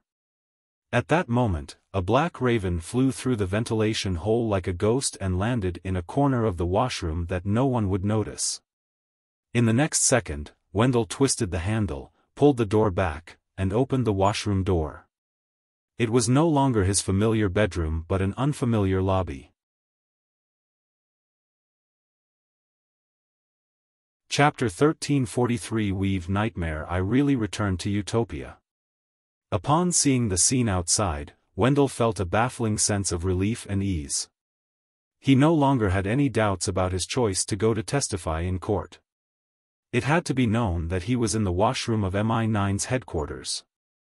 It was a place that was impossible to invade even with a fully armed army. Wendell slowly exhaled as he walked out of the washroom and towards the entrance of the lobby. Behind him, in a corner of the washroom where no one was paying attention to, the pitch-black raven had draped over a shadow-like veil, losing its physical presence. Even if one were to directly look at it, it would be difficult to discover it. Then, its body became more and more transparent as it rapidly dissipated until it vanished. At this moment, Wendell had already walked a few meters out of the lobby when he saw a police officer in a black and white checkered uniform. This was the young officer who had requested him to testify, Biles. "I knew you'd come, because you're a kind person." Biles smiled at Wendell. When he heard the compliment, Wendell's strung-up heart finally returned to normal. Then, he instinctively turned his head back and saw that the bathroom that he had come out of had changed completely in style. It was no longer familiar to him.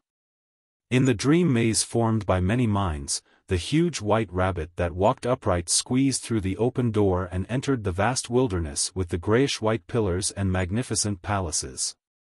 Mr. Wrath. Although it wasn't wearing the persona mask, its unforgettable characteristics were enough for Audrey to recognize him at a glance. This was out of her expectations, but it wasn't too surprising. From her point of view, just Mr. Wrath alone likely wasn't enough to deal with an ancient mind dragon like Arihog. Even if Mr. Fool had warned her to be wary of Mr. Wrath. After all, the leader behind the psychology alchemists, the former king of angels, had already become a sequence zero true god. According to the knowledge shared by the Tarot Club, there shouldn't be any other author beyonders in the real world.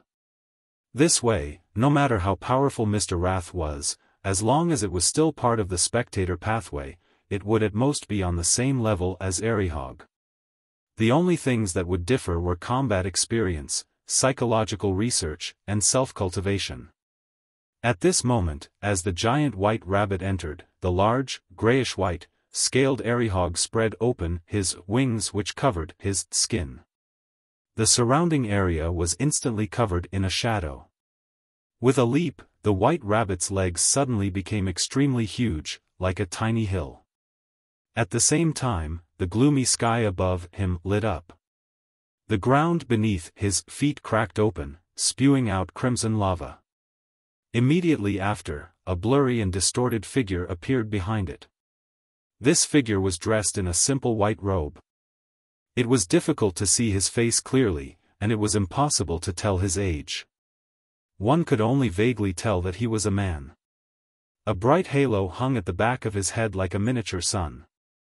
Beneath his feet was an illusory clock that was divided into 12 segments. Each segment represented a different symbol of time. Behind him, there was a shadow that looked like a curtain. Eyes seemed to be looking out from the shadow. Just after this figure appeared, the entire dream maze shook violently, and gray fragments fell from the void. The contrast of depravity and pure sunlight rapidly spread around the huge white rabbit, eroding or assimilating the area. However, that simple white-robed figure had trouble truly taking shape. He was unable to enter reality from history and illusions. Every time his silhouette became clear, his figure would distort like a machine that had its signal disrupted. At that moment, Audrey instinctively retracted her gaze, not daring to look directly at the huge white rabbit. Perhaps it was because she was in a dream and was closely connected to the mind island and the sea of collective subconscious. She didn't need anyone to explain to her because she knew what Mr. Wrath was doing. The other party knew the latent psychological problems of Arihog and knew what he feared the most. Then, according to this, it produced a nightmare that contained the specific images. In a battle between high-sequence beyonders of the spectator pathway, if both parties were at the same level, it would be difficult to produce any true effects using the various means available to them. One could sneak into the island of consciousness and attempt deep hypnosis. The other could guard the door to the body of heart and mind, preventing any foreign consciousness from entering. The other could spread a mental plague and use the sea of collective subconscious to intrude on the enemy without them realizing it. The other would be able to placate themselves, treat the psychological ailments, and maintain their mental health. Therefore, the battle between same-sequence spectator saints often had three fixed styles. First, set up a trap ahead of time as a multi-pronged attack preparation. Then, by secretly leading on and guiding the opponent, one could break down their mental defenses in one strike and complete the hypnosis. Second, one focused on their physical defense and as support, relying on powerful sealed artifacts to defeat their enemy. Third, when the beyonder powers such as mental plague, mind deprivation, dragon's breath, consciousness control, and other beyonder powers were unable to deal with their opponent, engaging in self-hypnotism and using dragon transformation would result in an intense melee battle that exchanged claw swipes and tail lashes. In the third battle, whoever had a deeper understanding of the mind domain, and whose will was stronger and firmer, would be able to gain the upper hand by relying on the extended usage of dragon transformation. Of course, the prerequisite was that the other party had no chance of escaping. And at the level of an angel, everyone was a true mythical creature. The maintenance time of dragon transformation became meaningless. At this moment, it mainly depended on observation. Whoever could find a flaw in the opponent's mind could weave a corresponding nightmare, directly attacking the enemy's weaknesses, slowly destroying their mental defenses and reaching the effect of going mad or dying out of fear. As Audrey was in the same dream, even if the nightmare wasn't directed at her, she was still affected by the corresponding emotions, characteristics, status, and even corruption. Now, she clearly knew that the nightmare that Mr. Wrath had weaved represented the ancient sun god. This was the most terrifying existence in Arihog's mind. At the same time, the ancient sun god's influence would uncontrollably corrupt the surroundings until it reached the entire dream. When the time came, once Audrey woke up, she would either become an untreatable mentally ill patient, or she would become an incomplete mythical creature, completely losing all reason and ending up wildly attacking the surrounding creatures. Of course, there was another possibility that she unknowingly became depraved. She would become cold, cruel, and bloodthirsty without realizing it, as if someone had replaced her. At this moment, Arihog, who was squatting at the top of the grayish-white pillar, let out a painful howl. As the dragon's roar echoed, the top of his head turned dark, revealing a sea of secrets and colors that was difficult to describe with words. In the sea, an even bigger grayish-white dragon spanning 1,000 meters long rose up. One of his vertical pupils was pale gold and the other was bright red color. There was a third eye on the dragon's forehead. It seemed to be hiding a thick shadow. Similarly, there was no need for anyone to explain. With the uniqueness of her present state, Audrey immediately knew what nightmare Arihog had weaved. This was something that left a deep trauma in the giant white rabbit's heart. This was the Ankwelt that had been corrupted by the underground world. This was the virtual persona and mental corruption which was sealed behind the bronze door, things that had been split off from that ancient god. At that moment, Audrey was in an indescribable nightmare. Although she hadn't been corrupted, her mental state was in turmoil, as though she had been awed. She immediately used placate on herself, and didn't hesitate to rely on her own consciousness to forcefully escape the dream maze. During this process, she didn't encounter any obstruction not just because she wasn't Arihog's and Mr. Wrath's target, but also because she had reached sequence 4 and possessed a certain amount of godhood. Therefore, she quickly woke up from her dream. Audrey suddenly opened her eyes and saw a crystal chandelier dyed in faint crimson. She saw the deep darkness of the room. Without any delay, she got out of bed and ran to the window to look outside.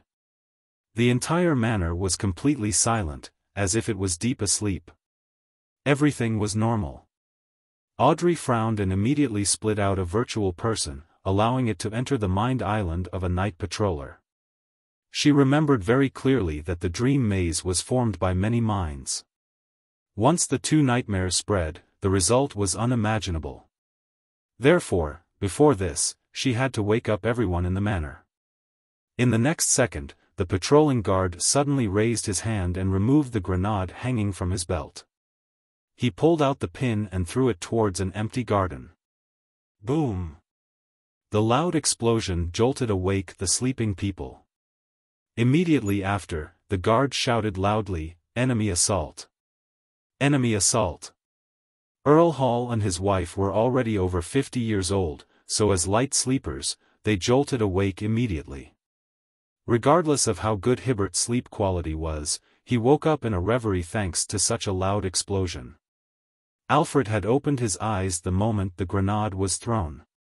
The remaining butler, maids, footmen, and bodyguards woke up one after another. They looked confused and dumbfounded, not knowing what had happened. And at the far end of the manor's main building, a few servants heard the commotion and didn't wake up in time. A few seconds later, they struggled on the bed in pain. Like a snake shedding its skin, they broke free from their skin, turning into hideous bodies of blood. They didn't wake up until they died. At that moment, Audrey saw a grayish-white dragon spread its wings in the sea of collective subconscious as it rapidly departed. A huge white rabbit followed closely behind. In the blink of an eye, the dragon's voice resounded in the illusory sea. Adam isn't necessarily Adam, just like how I might not necessarily be Arihog. The giant white rabbit suddenly slowed down and gradually stopped. All the abnormalities came to an end as the entire area returned to normal. In the ancient palace above the fog.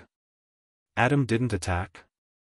The fool Klein frowned slightly as he turned his attention back to Utopia and replaced the instinctual monitoring of the worms of spirit. He carefully inspected his marionette town and didn't find anything abnormal. Chapter 1344 Humanity. Seeing that there weren't any abnormalities in the town of marionettes, Klein began thinking about Miss Justice's encounter. It wasn't Adam who set up an attack against Arihog, but Hermes who masterminded it. Otherwise, it wouldn't be possible for Adam to not descend.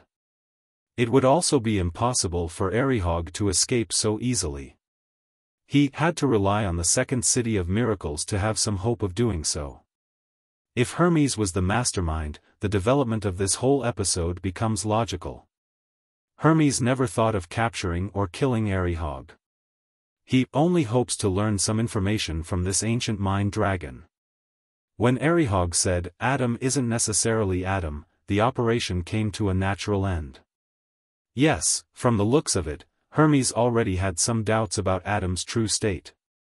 However, due to the limitations of his status, he has been unable to make Arihog appear on his own accord, so he used Miss Justice. Adam isn't necessarily Adam, Arihog isn't necessarily Arihog. This sentence is very interesting. The upper echelons of the spectator pathway are more mysterious than seers. Back then, Dragon of Imagination Enkwelt clearly occupied Sequence 0, but he had a Sequence 1 son of the same pathway as him, Dragon of Nightmare, Alzahad. If Adam really isn't Adam, then who is he? Is it that Adam from the myth in the time before the first epoch, or part of the primordial one? Or is he related to the resurrection of the ancient sun god? From the looks of it, the meaning behind why Medici addresses him as a zealot has a far more profound meaning. Klein quickly conjured a gold coin and flicked it into the air, making a divination. The results of the divination indicated that today's development was nothing dangerous. Klein immediately dispersed the gold coin and prepared to descend his consciousness into his body beneath St. Ariana Cathedral. At this moment, his actions became slightly sluggish.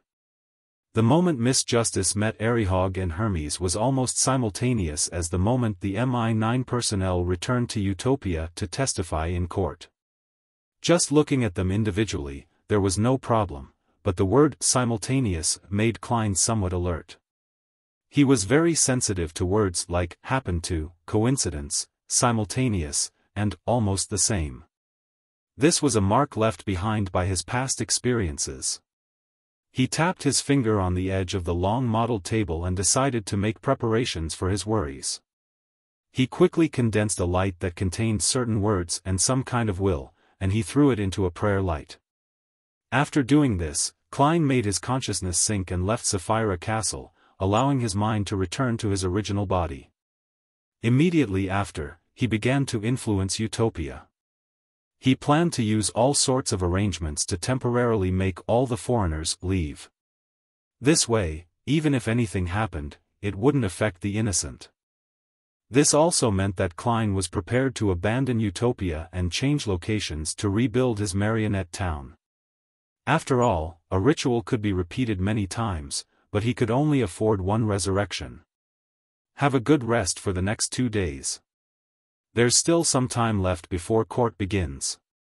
Biles sent Wendell to the entrance of the Irises Hotel.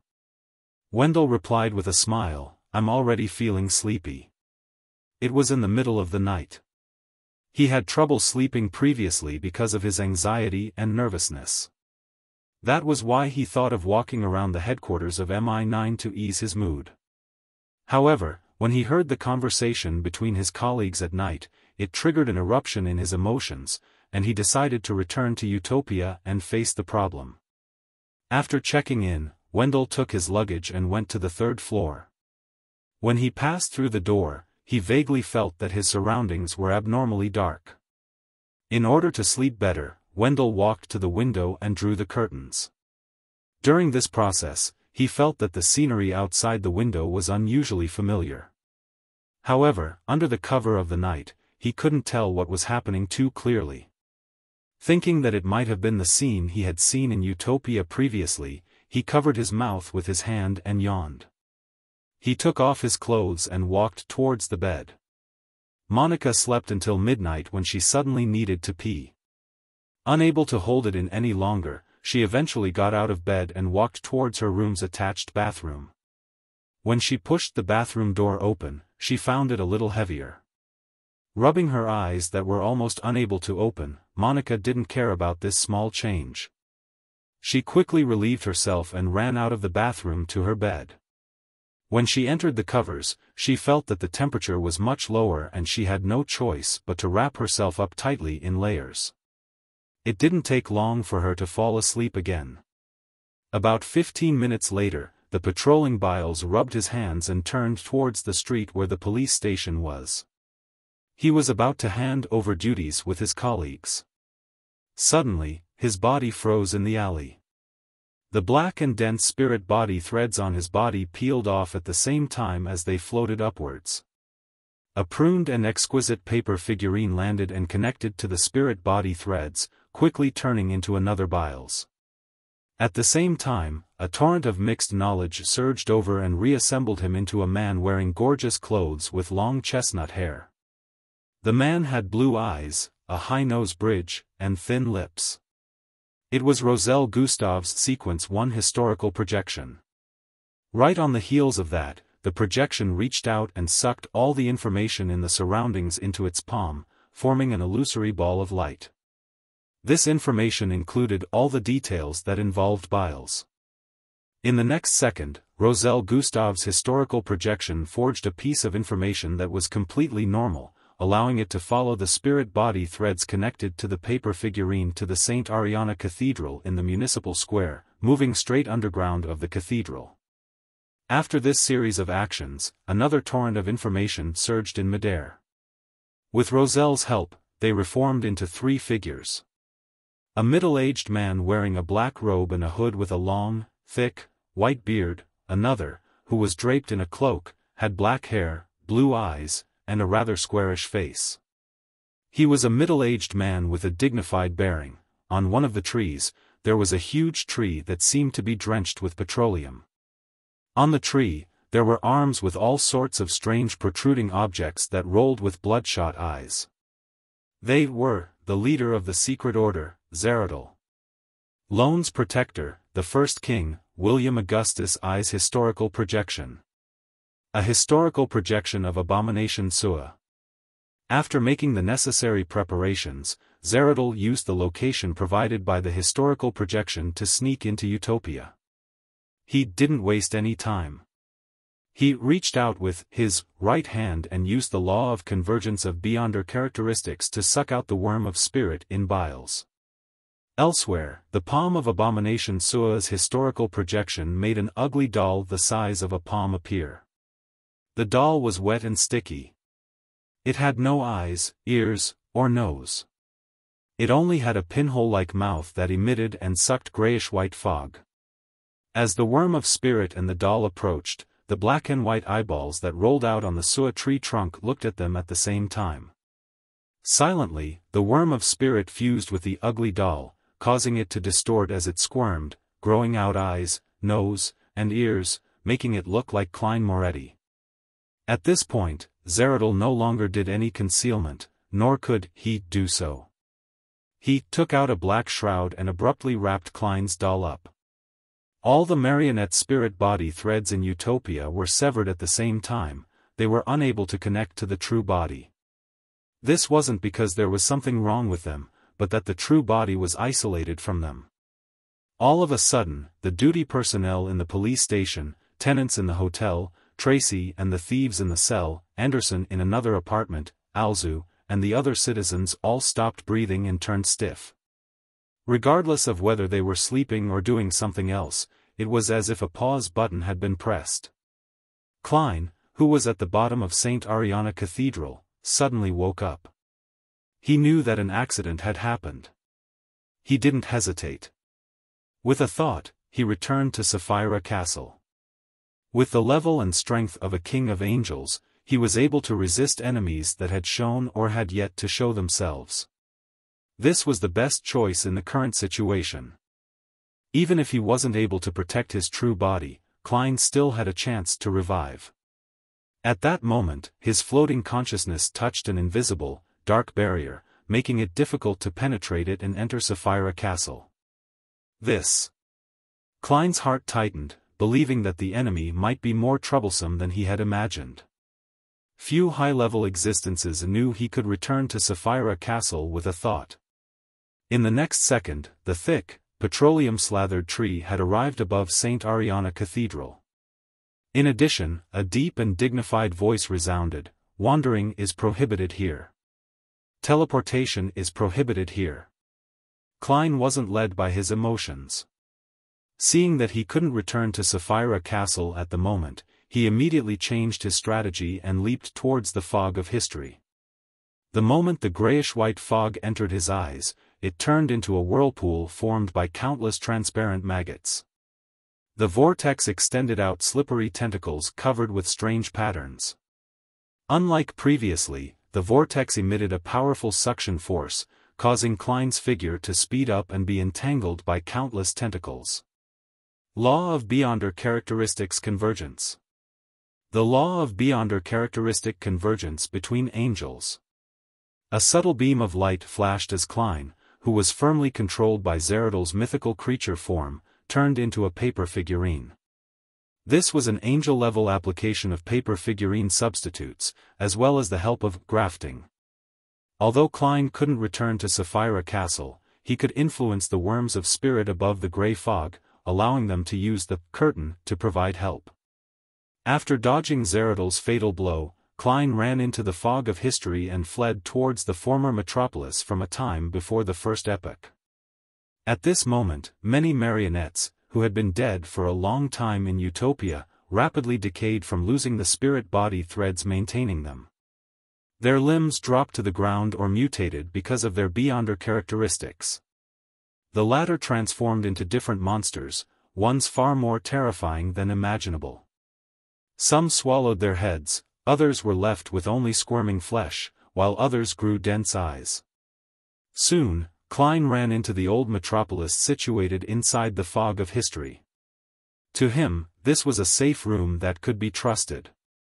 This was because only a scholar of yore who was a human from before history could enter. Without any hesitation, Klein habitually surveyed the area and began praying to the Evernight goddess in the stacked city.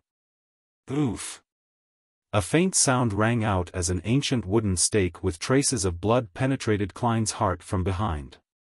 A figure phased into existence behind him. It was a cold-looking man wearing a half-top hat and a black trench coat, Gehrman Sparrow. Klein's pupils dilated as the crazy adventurer said in a deep voice, "Adam has given me humanity."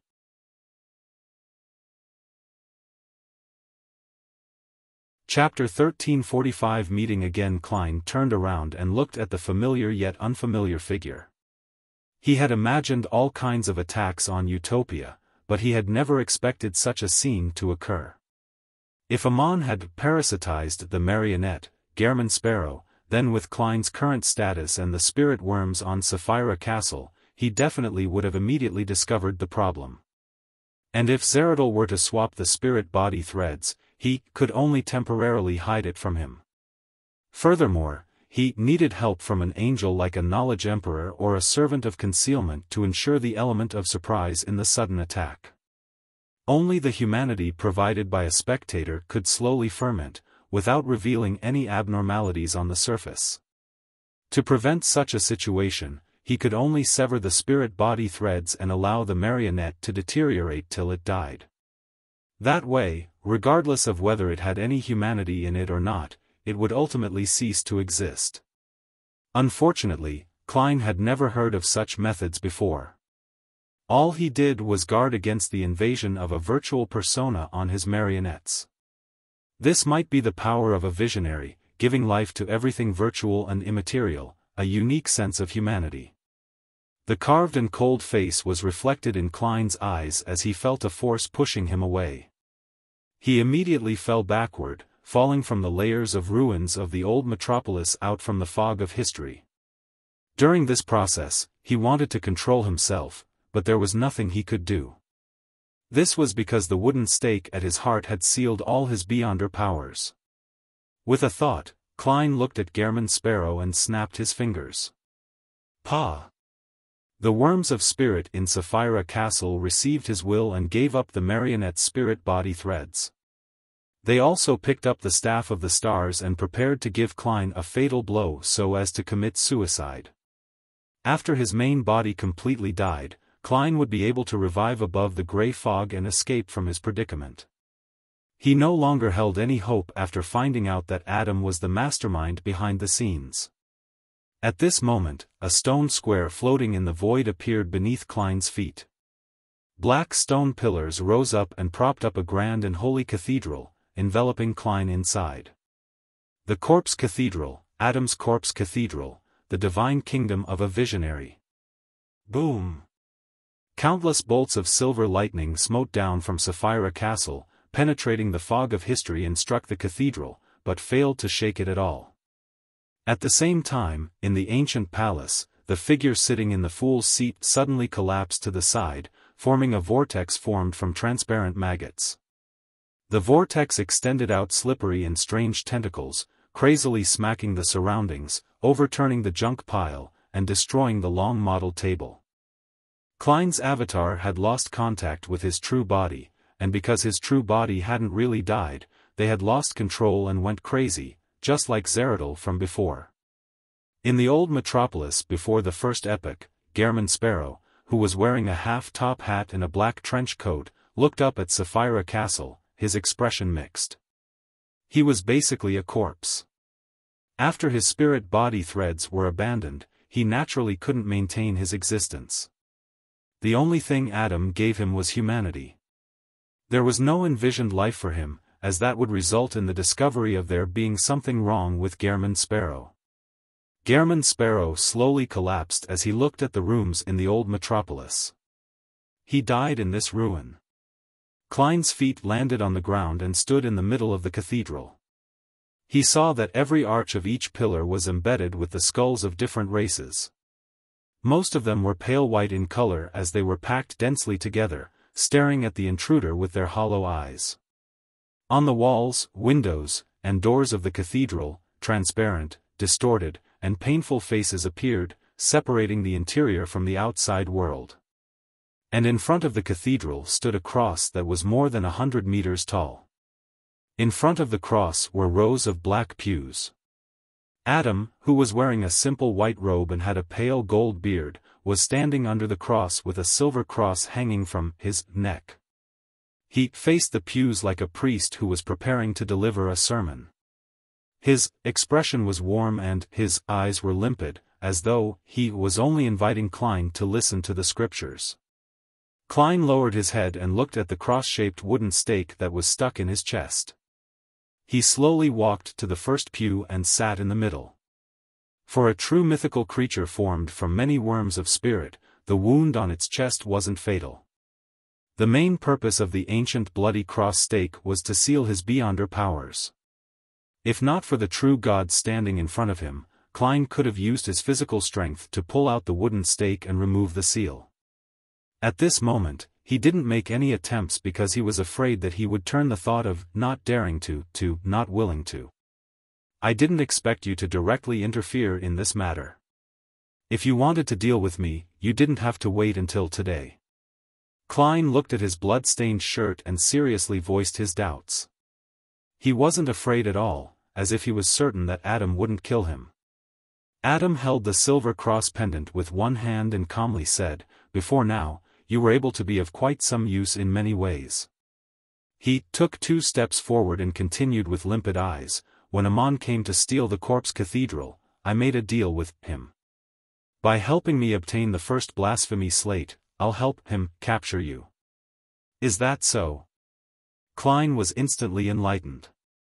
On the one hand, Adam didn't wish to be obstructed by existences like the true creator when he became a god, and on the other hand, he wanted to obtain the first blasphemy slate. Therefore, he used the unshadowed crucifix and other methods to give Klein an impetus to head for the giant king's court, open the door to the chamber where Sasra was sleeping, and attract the attention of the true creator and other existences. On the other hand, he used his brother, Amon, to steal the first blasphemy slate at the critical moment.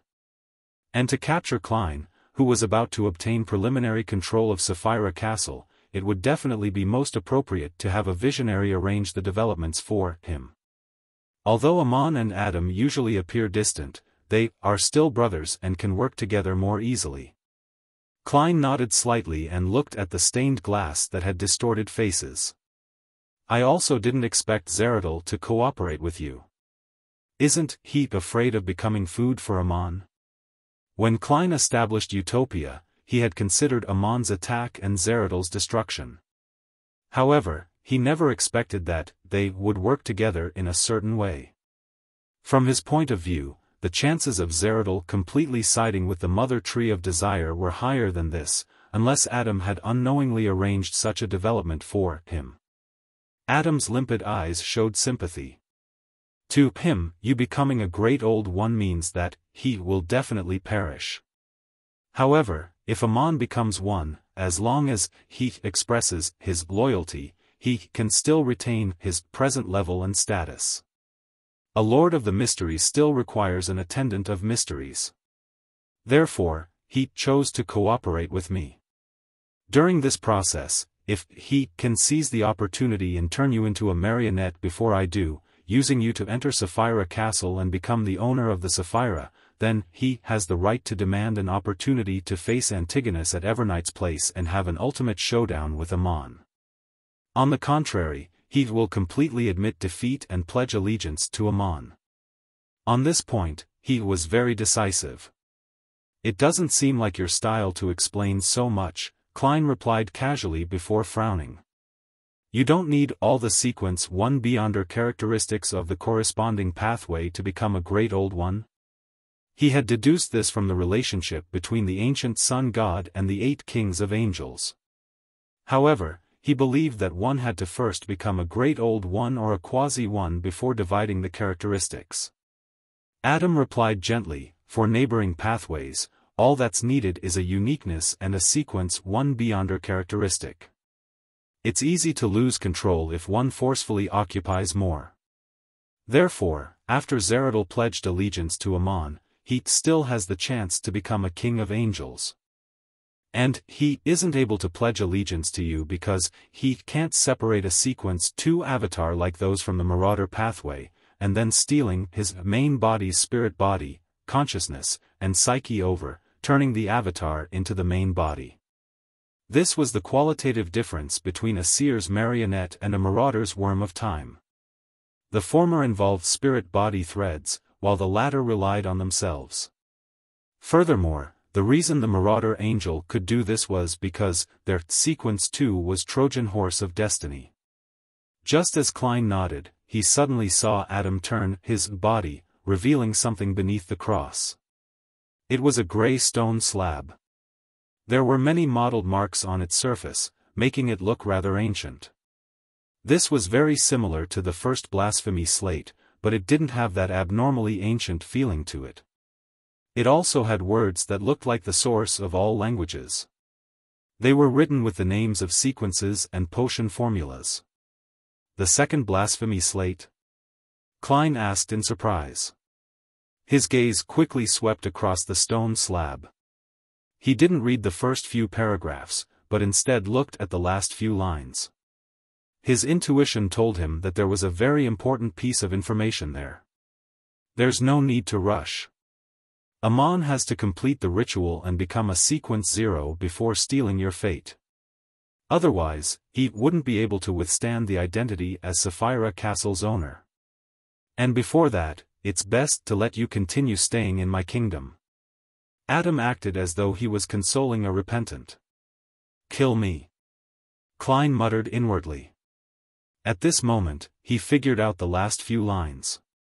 God Almighty, Creator, Maker, the Omnipotent and Omniscient, Lord of the Astral World. Sea of Chaos plus Visionary Uniqueness plus the Sun Uniqueness plus Tyrant Uniqueness plus White Tower Uniqueness plus the Hanged Man Uniqueness plus 1 Author Beyonder Characteristic plus 1 White Angel Beyonder Characteristic plus 1 Thunder God Beyonder Characteristic plus 1 Omniscient Eye Beyonder Characteristic plus 1 Dark Angel Beyonder Characteristic. Lord of the Mysteries, King of Space-Time, Beacon of Destiny, Embodiment of Sapphira Castle, Dominator of the Spirit World, Sapphira Castle plus the Fool uniqueness plus Error uniqueness plus Door uniqueness plus 1 Attendant of Mysteries Beyonder characteristic plus 1 Worm of Time Beyonder characteristic plus 1 Key of Stars Beyonder characteristic. Upon seeing this, Klein turned his head to look at Adam and asked in puzzlement, "Why are you showing me these? Wouldn't it be safer to hypnotize me and put me to sleep until Amon becomes a god?" Adam's eyes were clear as he said with a warm expression, "To be frank, if the other party wasn't Amon, then I'd be more willing to help you become the dominator of the spirit world. We have too many things in common. In a sense, we are old friends who have met before." With that said, he smiled and said, "We meet again, Mysteries."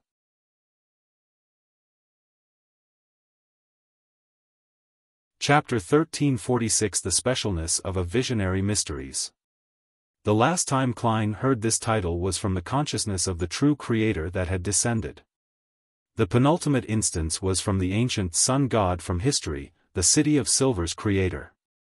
In a sense, the two of them were equal. The true Creator was equivalent to the ancient sun god, evil spirit, after retrieving Sassur's personality. However, unlike before, Klein wasn't flustered when he heard this manner of addressing him. Neither his heart trembled or his teeth chattered. At this moment, he felt as if he had finally seen a suspended rock fall to the ground. Of course, he wasn't that calm either. To a certain extent, surprise, shock, and disbelief were inevitable. It was because of the words, "Adam isn't necessarily Adam," from Arihog that he had already come up with many speculations and was mentally prepared. We meet again. Mysteries. Adam is equivalent to the ancient sun god? Or is this the resurrection contingency of the ancient sun god? He knows of this, but he still wishes to revive his father, so that's why Medici calls him a zealot? Thoughts flashed through Klein's mind as he gained a brand new understanding of certain matters. It was no wonder Adam never promoted teachings about himself. He only spread what was left of the ancient sun god. Klein originally believed that this was due to the special trait of a visionary, and how he could use his uniqueness to create a bunch of realistic believers as anchors. This way, he didn't need to build a congregation, but from the looks of it, this was probably only one of the reasons. After 2 seconds of silence, he looked into Adam's pure eyes and said, "You are the ancient sun god?" Adam maintained his warm smile and said in an illuminating tone, "Don't you think I'm the most unique among the 8 kings of angels?" After reading the contents of the second blasphemy slate regarding the great old ones, you should be able to clearly understand this point. Indeed. Klein nodded, indicating that he could tell. Of the 5 kings of angels related to omnipotence and omniscience, you are the only one with a uniqueness. According to the mysticism knowledge that Klein currently possessed, when the City of Silver's creator was still alive, the 8 kings of angels were in the same state. Dark Angel Sassur digested 2 sequence 1 characteristics of the Hanged Man pathway and controlled the first blasphemy slate, allowing him to use a portion of the power of the Chaos Sea. Therefore, he was heaven's deputy, the left hand of God, a king among kings of angels. White Angel Aucuses contained 2 sequence 1 characteristics of the Sun pathway. Wind Angel Leodoro, Angel of Wisdom Haraburgen, Angel of Fate Ouroboros also possessed 2 sequence 1 Beyonder characteristics of their respective pathways. Angel of Time Amon, Red Angel Medici were the ones with a uniqueness of their own pathway and a corresponding sequence 1 Beyonder characteristic. Angel of Imagination Adam had the Spectator pathway's uniqueness and 2 sequence 1 Beyonder characteristics.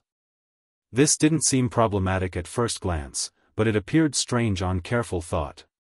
Angel of Time Amon and Red Angel Medici didn't belong to the 5 pathways of omnipotence and omniscience, and there was no problem about the ancient sun god using different methods to give them their uniqueness. However, Adam was different. Visionary belonged to one of the 5 pathways of omnipotence and omniscience, and the corresponding uniqueness was one of the foundations needed by the ancient sun god to become a great old one. In other words, this was equivalent to one of the 3 sequence 1 beyonder characteristics needed of a sequence 0. How could it be randomly separated? After all, Sasrer, as the deputy of heaven, the left hand of God, didn't obtain the uniqueness of the hanged man pathway, much less wind angel Leodoro, angel of wisdom Harabergen, and white angel Aucases. Klein originally believed that the ancient sun god had sensed the awakening of the primordial one, so he had deliberately used the method of having children to separate one of the 5 uniquenesses from himself, taking the initiative to lower his level to resist the corruption and invasion. This was probably the thoughts of other deities and kings of angels back then. When he heard Arihog say, Adam isn't necessarily Adam, Klein felt that there might be a deeper secret hidden in this matter and came up with some guesses. After witnessing the last few lines of the second blasphemy slate, he found it even stranger.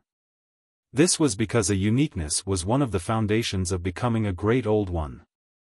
If the Sapphira was the foundation, then the corresponding uniquenesses were weight-bearing columns. It would be deeply problematic no matter which one was lost. If the ancient sun god wanted to lower his level, the better choice would be to separate the sequence 1 beyonder characteristics. That would be relatively safer. Dressed in a simple white robe and wearing a thick golden beard, Adam walked to Klein's side and turned around. He looked at the blasphemy slate and said, a visionary has something very special. Normal sequence zeros are made up of the uniqueness and 3 sequence 1 beyonder characteristics. Missing any one of them prevents them from being considered a true deity, they can only be considered a king of angels. And after becoming a sequence 0, a visionary is able to split 2 sequence 1 beyonder characteristics and replace the corresponding characteristic via envisioning. The object produced by envisioning is real enough. It can work perfectly under the framework of the uniqueness and a sequence 1 beyonder characteristic, allowing a visionary's level and strength to not decrease.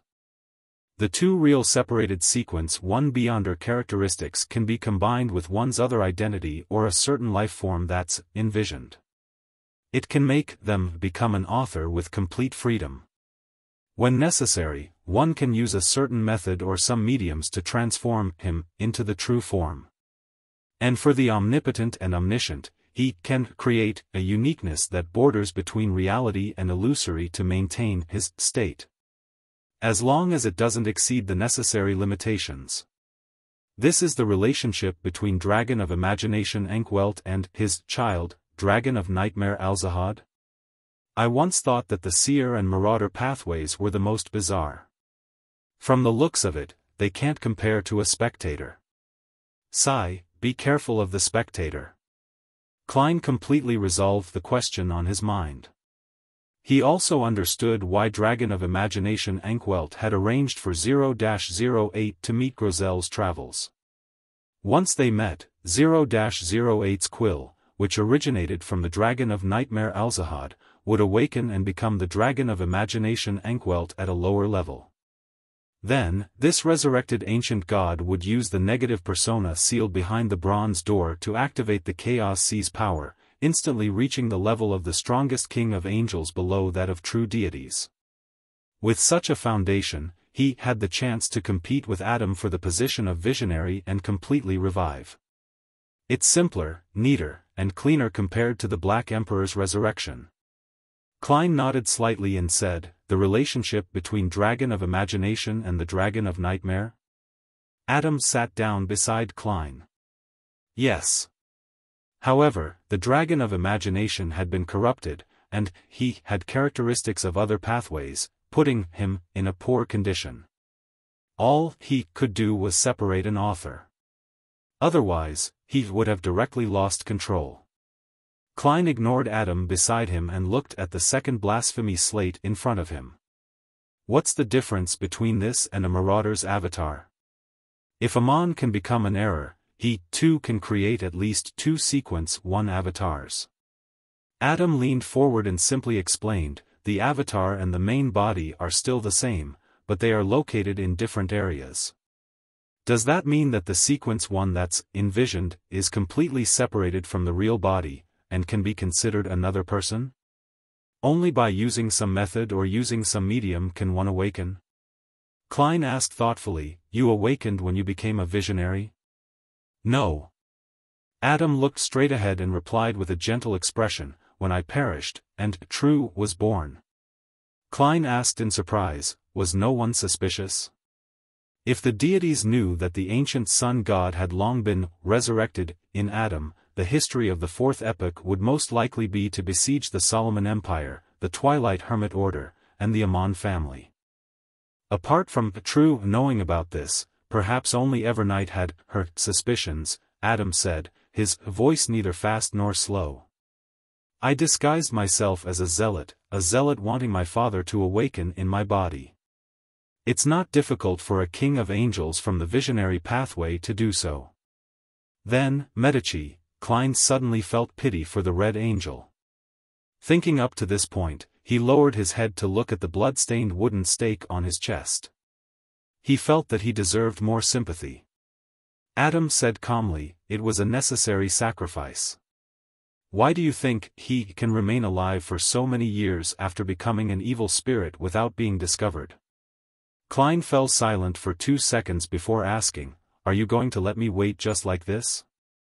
You can also choose to leave this corpse cathedral, but Zeradol will be waiting for you at the entrance. In your present state, you can only become his marionette, Adam said without any emotion. Klein fell silent as he read the remaining contents of the second blasphemy slate. In the fog sea, the dawn silently sailed through the undulating blue waves. Bernadette suddenly opened her eyes and sat up. She frowned and picked up an item on the table. The item was completely golden in color, and there were mysterious symbols engraved on its surface, making it look like a miniature water flask. This was sealed artifact 0-05, Magic Wishing Lamp. Bernadette held the wishing lamp and bowed her head as she chanted an honorific name, the fool that doesn't belong to this era. The mysterious ruler above the gray fog, the king of yellow and black who wields good luck.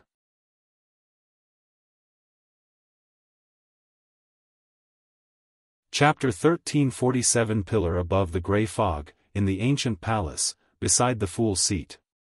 A prayer point of light expanded to produce a rippling halos. It was as though someone had suddenly drawn the curtains in a dark, sealed room, allowing sunlight to shine in, piercing into the eyes of the sleeping one. The whirlpool of maggots, which had already quietened down, once again went berserk as it began to flail the slippery and strange tentacles. These are the great old one's title corresponding to the 9 Sphirot. After reading it, Klein sighed inwardly. If he and Emperor Roselle knew this mysticism knowledge earlier, neither of them would have ended up in their present situations. At certain times, even without using beyonder powers, knowledge is completely equivalent to power. The titles of the combined pathways of Earth and Moon are somewhat different from Mother Goddess of Depravity. From the looks of it, it is indeed just a part of her, which means that the title and authority left to the outer deity on the moon is Mother Goddess of Depravity, Origin of Evil, the Indestructible. By the same logic, the Mother Tree of Desire's full name should be Mother Tree of Desire, Heartless God, Perpetual Blatherer. The situation regarding the Son of Chaos isn't very clear. It's as though he vanished, and no one can fully understand him. Klein nodded indiscernibly. He then asked, from the looks of it, the omnipotent and omniscient is the strongest. The Lord of the Mysteries and the Spacetime in One are ranked second. The rest are ranked third. This was determined by the number of beyonder pathways each needed, excluding the outer deities. Adam looked at the blasphemy slate and calmly said, that's not how it is. The number of authorities has a certain connection to level and status, but not entirely. The corresponding characteristics, power, and symbols are equally important. After the original creator split apart, the 3 pillars stood above all the great old ones. One was God Almighty, omnipotent and omniscient, the other was Lord of the Mysteries, the King of Spacetime, and the last was Mother Goddess of Depravity, Origin of Evil.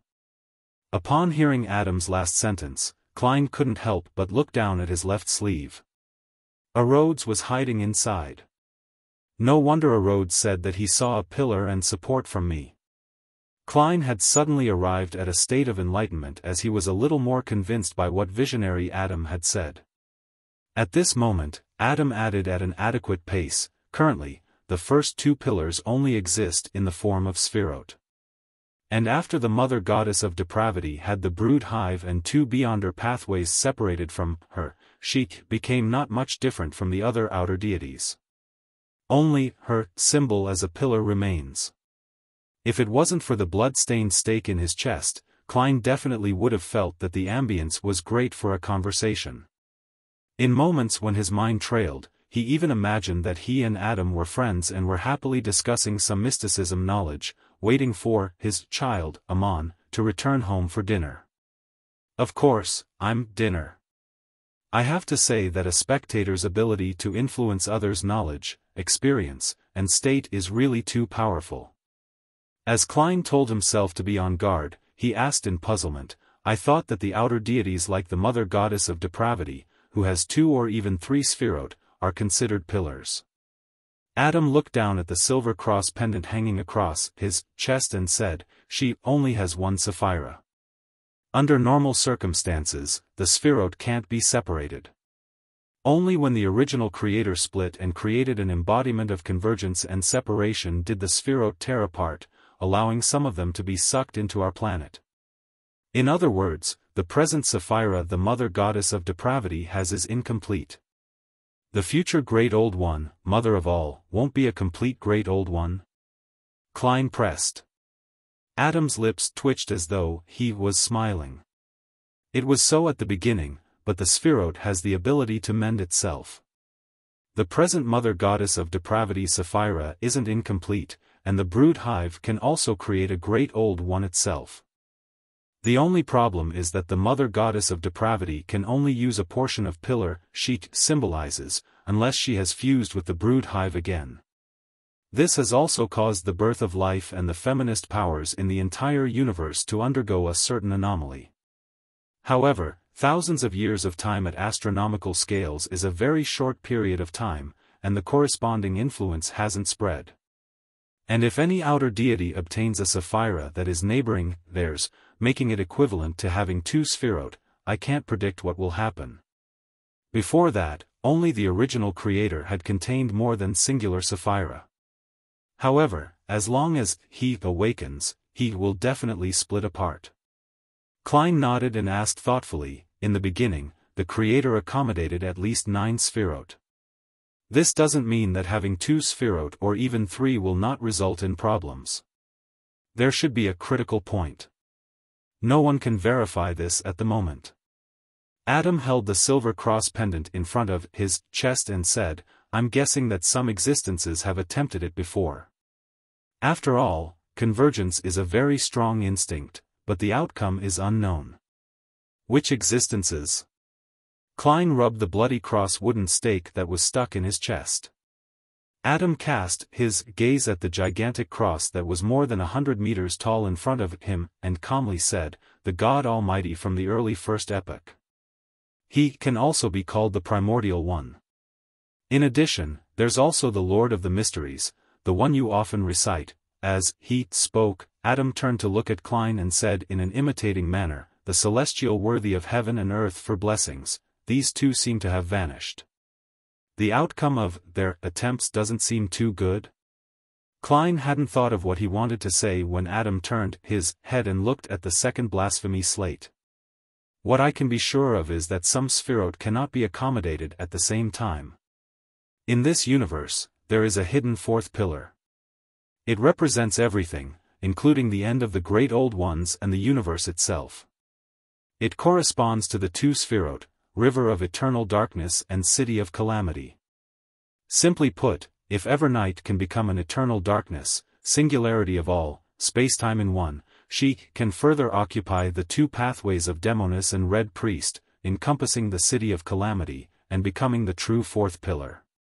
However, when that happens, she will either enter a deep sleep, be passively split apart, or it will cause the entire universe, including her and us, to be annihilated, starting everything all over again. Never expected that. Once above the sequences level is reached, the symbolism is more important than authority. Adam, no, the ancient sun god's mysticism knowledge is simply too terrifying. As expected of a quasi-great old one. Klein sighed when he heard that. He thought and said, in other words, a demigod from the sleepless pathway can transfer to the demoness pathway? That's right.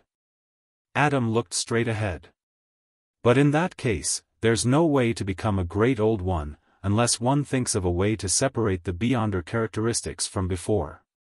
As Klein looked up, he read the demigod potion formulas of the spectator, sleepless, and arbiter pathways and changed the topic. Where did the potion formula related to the great old ones come from? The first blasphemy slate didn't seem to contain them. Were they hidden in the different sequence 0 potions? Adam's expression changed slightly, and his face seemed to be more radiant.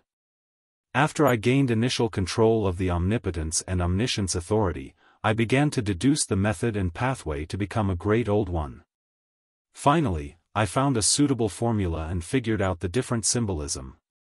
Unfortunately, at that time, the primordial one had also awoken inside me. Therefore, when the ancient sun god perished, you used a portion of your body and will to create a second blasphemy slate?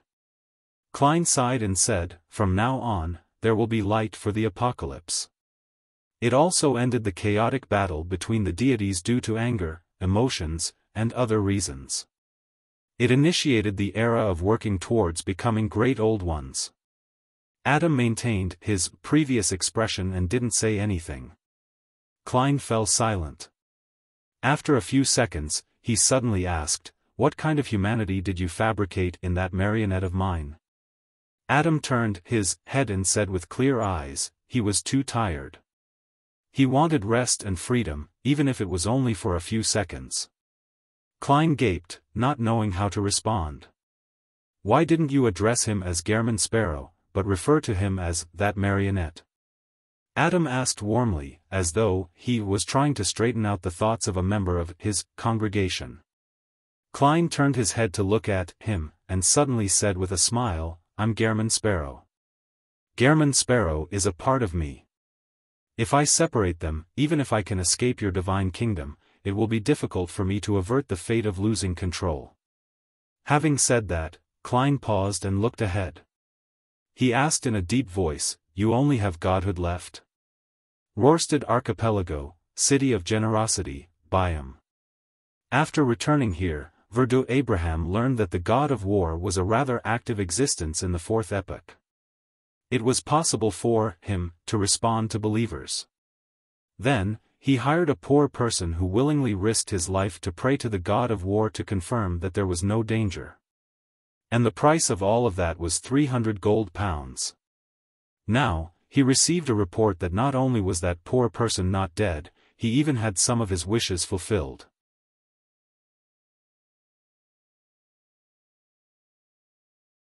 Chapter 1348 Preparation for the ritual Blue Mountain Island, within a primitive forest.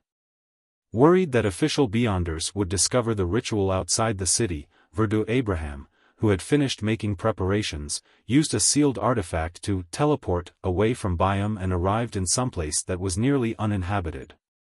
Rubbing the pain in his ribs, Verdu took off his classic robe and placed it aside. Following that, he set up an altar, lit the candles, and burnt the correct essential oils, extracts, herbal powder, etc.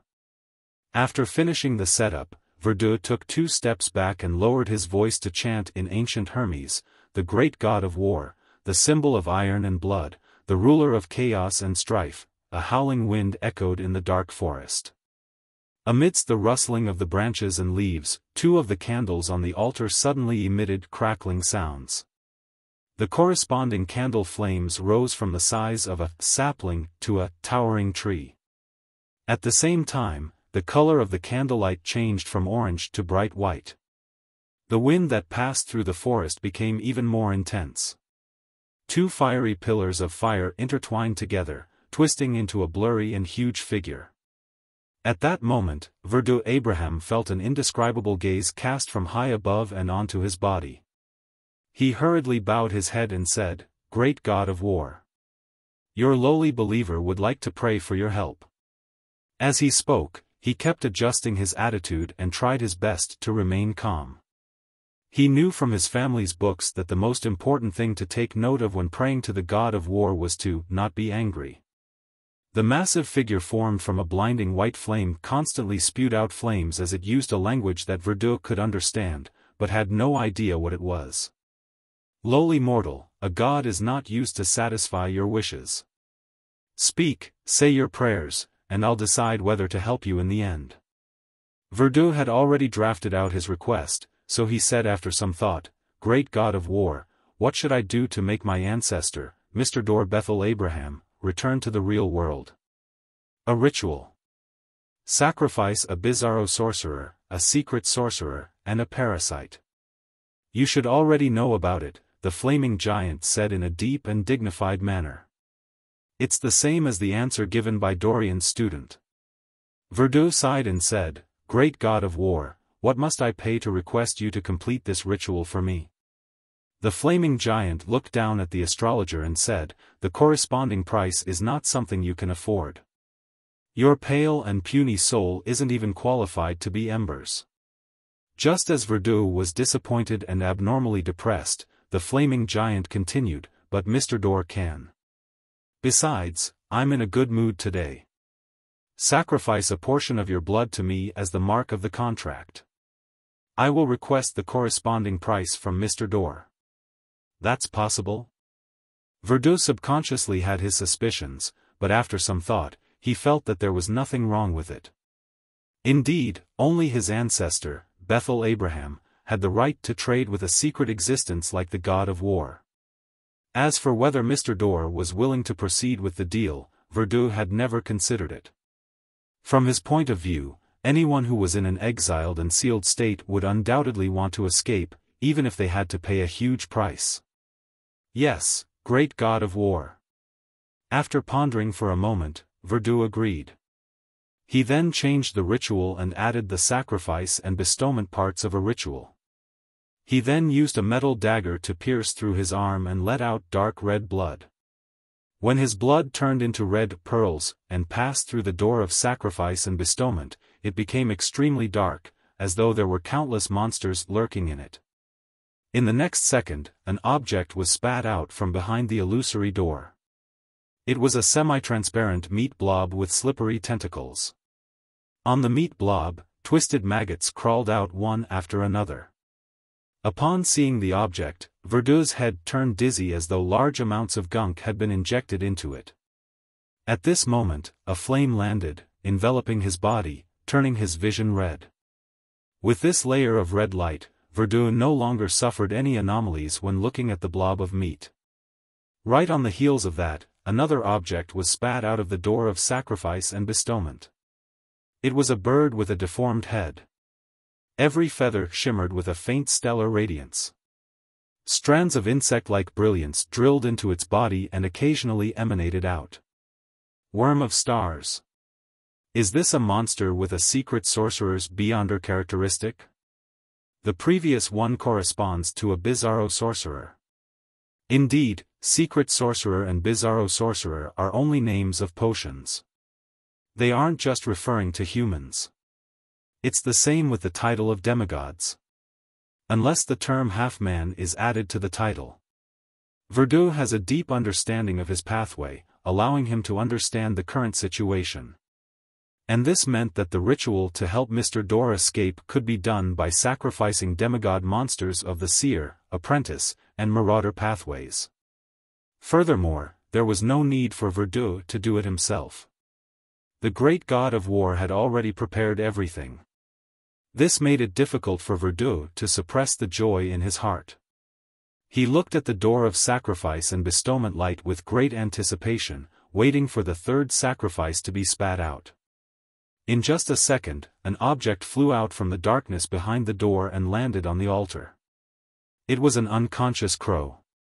Of course, it only looked like a crow. Its right eye had a ring of black, and its feathers were almost transparent. On it were rings. A monster corresponding to parasite. Verdun was delighted as he sincerely praised the great god of war. Inside the corpse cathedral. You only have godhood left? Klein asked in a low voice as he looked at the huge cross in front of him. He felt that using a certain identity or a particular persona to revive definitely had problems. Even if the identity, the persona, had a real body, real beyonder characteristics, and a certain level of self-awareness, it still wouldn't be nearly perfect. And Adam's behavior had deepened his suspicions. Sitting beside him, Adam, who was dressed in a simple white robe, didn't show any change in expression. He maintained his composure when preaching. Yes. I'll only be complete if I fuse with true. Indeed. Klein sighed and said, although the true creator is an embodiment of negative personalities and extreme emotions, he has also inherited your humanity. That's why he went mad. Adam appeared to be speaking about a stranger. Klein thought for a moment before interpreting the remaining contents of the second blasphemy slate. He asked, if the two of you really fuse as one, who among you will take center stage? This is what we have been competing for after we awakened, Adam said as he released the hand holding the silver cross pendant. Therefore, you obtained the first blasphemy slate through Amon, hoping to use it to gain control of the Chaos Sea and gain the upper hand? Klein was enlightened as he nodded with a frown. All of you seem to have a tacit understanding regarding this matter. The true creator has never made an issue out of your identity or used external forces to deal with you. This is between us, Adam replied calmly. Klein fell silent for a few seconds before staring at the blasphemy slate. I have a nagging feeling that the Red Angel's death and many of the things that happened during the fourth epoch weren't that simple. Klein kept asking and probing. Apart from trying to understand more secrets and gain more knowledge, he was stalling for time and maintaining their present interaction. Compared to being hypnotized by Adam and turning muddle-headed, or sleeping directly, he wished to stay awake. With this in mind, Klein lowered his head to look at the blood-stained wooden stake embedded in his chest. He felt that the pain it brought was so real. Why do you say that? Adam asked in return, as if he would begin praying at any moment. Klein deliberated over his words and said, before the Black Emperor returned, the Solomon Empire only had one true God, the true Creator, and the Red Priest's uniqueness. The nobles and powers who supported Alista Tudor occupied the four uniquenesses of visionary, door, error, the fool. Together, even adding on the king of angels Ouroboros, they wouldn't be able to fend off the six orthodox deities like Evernight and company. Furthermore, they still had the justiciar uniqueness on hand. In such a situation, even if you didn't plan on scheming to target the Red Angel, no one will suspect you. Of course, a crazy blood emperor might be more useful to you. Adam's gaze remained unchanged as he stared at the huge cross. You don't understand because you don't know enough. In the fourth epoch, apart from the three great empires and the true deities and kings of angels behind them, there were also the Demonist sect and the Moses ascetic order. There was also the Abyss's infiltration and secretly developed artisans, as well as the southern continent's Balaam. And that wasn't all. In addition, there were many crucial factors at stake. Klein nodded thoughtfully and said, for example, the conflict between the six deities? Adam smiled warmly and said, more than that. Without waiting for Klein to ask further, Adam added calmly, you should have been to Bansi. Klein's heart stirred as he opened his mouth but didn't say a word. Adam continued, in addition, after I perished, the invasion on reality by the outer deities clearly deepened. In the ancient palace above the fog. Due to the lack of response to the prayer light representing Bernadette, it kept expanding and contracting, emitting rippling halos. This provoked the vortex formed by the transparent maggots. It frantically flailed its slippery tentacles and lashed towards that direction. After repeated misses, one of the tentacles touched the correct prayer light.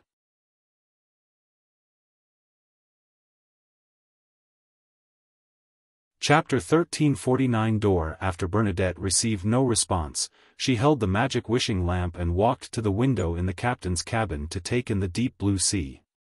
She wasn't impatient, nor did she attempt to use her powers of prophecy, patiently waiting for any further developments. After a few minutes, a grayish-white fog suddenly appeared in front of her eyes. Right on the heels of that, the fog was dyed golden, as though it was coated with a layer of sticky syrup. Bernadette immediately bowed her head and looked at the magic wishing lamp in her hand. She saw that the wick at the mouth of the lamp had automatically ignited itself. Above the grey fog, in the ancient palace, beside the fool's chair, the prayer light, which was the size of a human head, was instantly occupied by a distorted, blurry golden figure. The figure's gaze penetrated the prayer light and penetrated the grayish-white fog, looking at the maggot vortex that was attempting to destroy everything around it. His voice immediately reverberated within Sapphira Castle, dignified and grand. "You actually lost control?" The tone of Genie was clearly mocking. He didn't care whether the crazy worms of spirit could understand him. At this moment, a strange door of light formed from countless balls of light appeared above the chair of the fool that had already collapsed. It was faintly discernible and emitted a bright light, forming a complicated symbol in midair. This symbol originally existed behind the fool's chair, formed from the pupil-less eye and the contorted lines. As the symbol took form, the strange light became fainter and eventually completely fused into this space. In the next second, Klein's voice came from the symbol representing the fool. "Genie, I want to make a deal with you." The blurry and distorted figure immediately laughed. "Huh, I said that you would eventually agree." After laughing for a few seconds, Genie calmed down and said, "I was just wondering how is it possible for the new owner of Sapphira Castle to so easily lose control. This was a preparation I made for the worst-case scenario." The voice and the symbol of the fool wasn't impatient at all. Genie laughed and said, "Aren't you afraid that I'll raise the price at the last minute?" Klein replied unhurriedly, "This is just one of my preparations, but for you, it might be the only chance for many years." Genie's light gold figure swayed as though it had been blown by a gust of wind as a grand voice sounded, "My condition is the same as before. As long as you can remove the seal and release me, I will take what belongs to me back to the cosmos. I will leave the rest to you and grant you 3 wishes. Of course, from the looks of it, you seem to need my advance payment." Klein's voice sounded again from the symbol of the fool. "The promise I'll give you is to send the magic wishing lamp into the cosmos before the end of 1368 in this epic age. As for how you get out of your predicament, that is your own problem. My request is even simpler, and I only need 2 wishes. This is the deal I'm talking about. Whether you agree with it is up to you." 1368 was the year when the oldest one's barrier disappeared. It was acknowledged by the world's prophets as the apocalypse.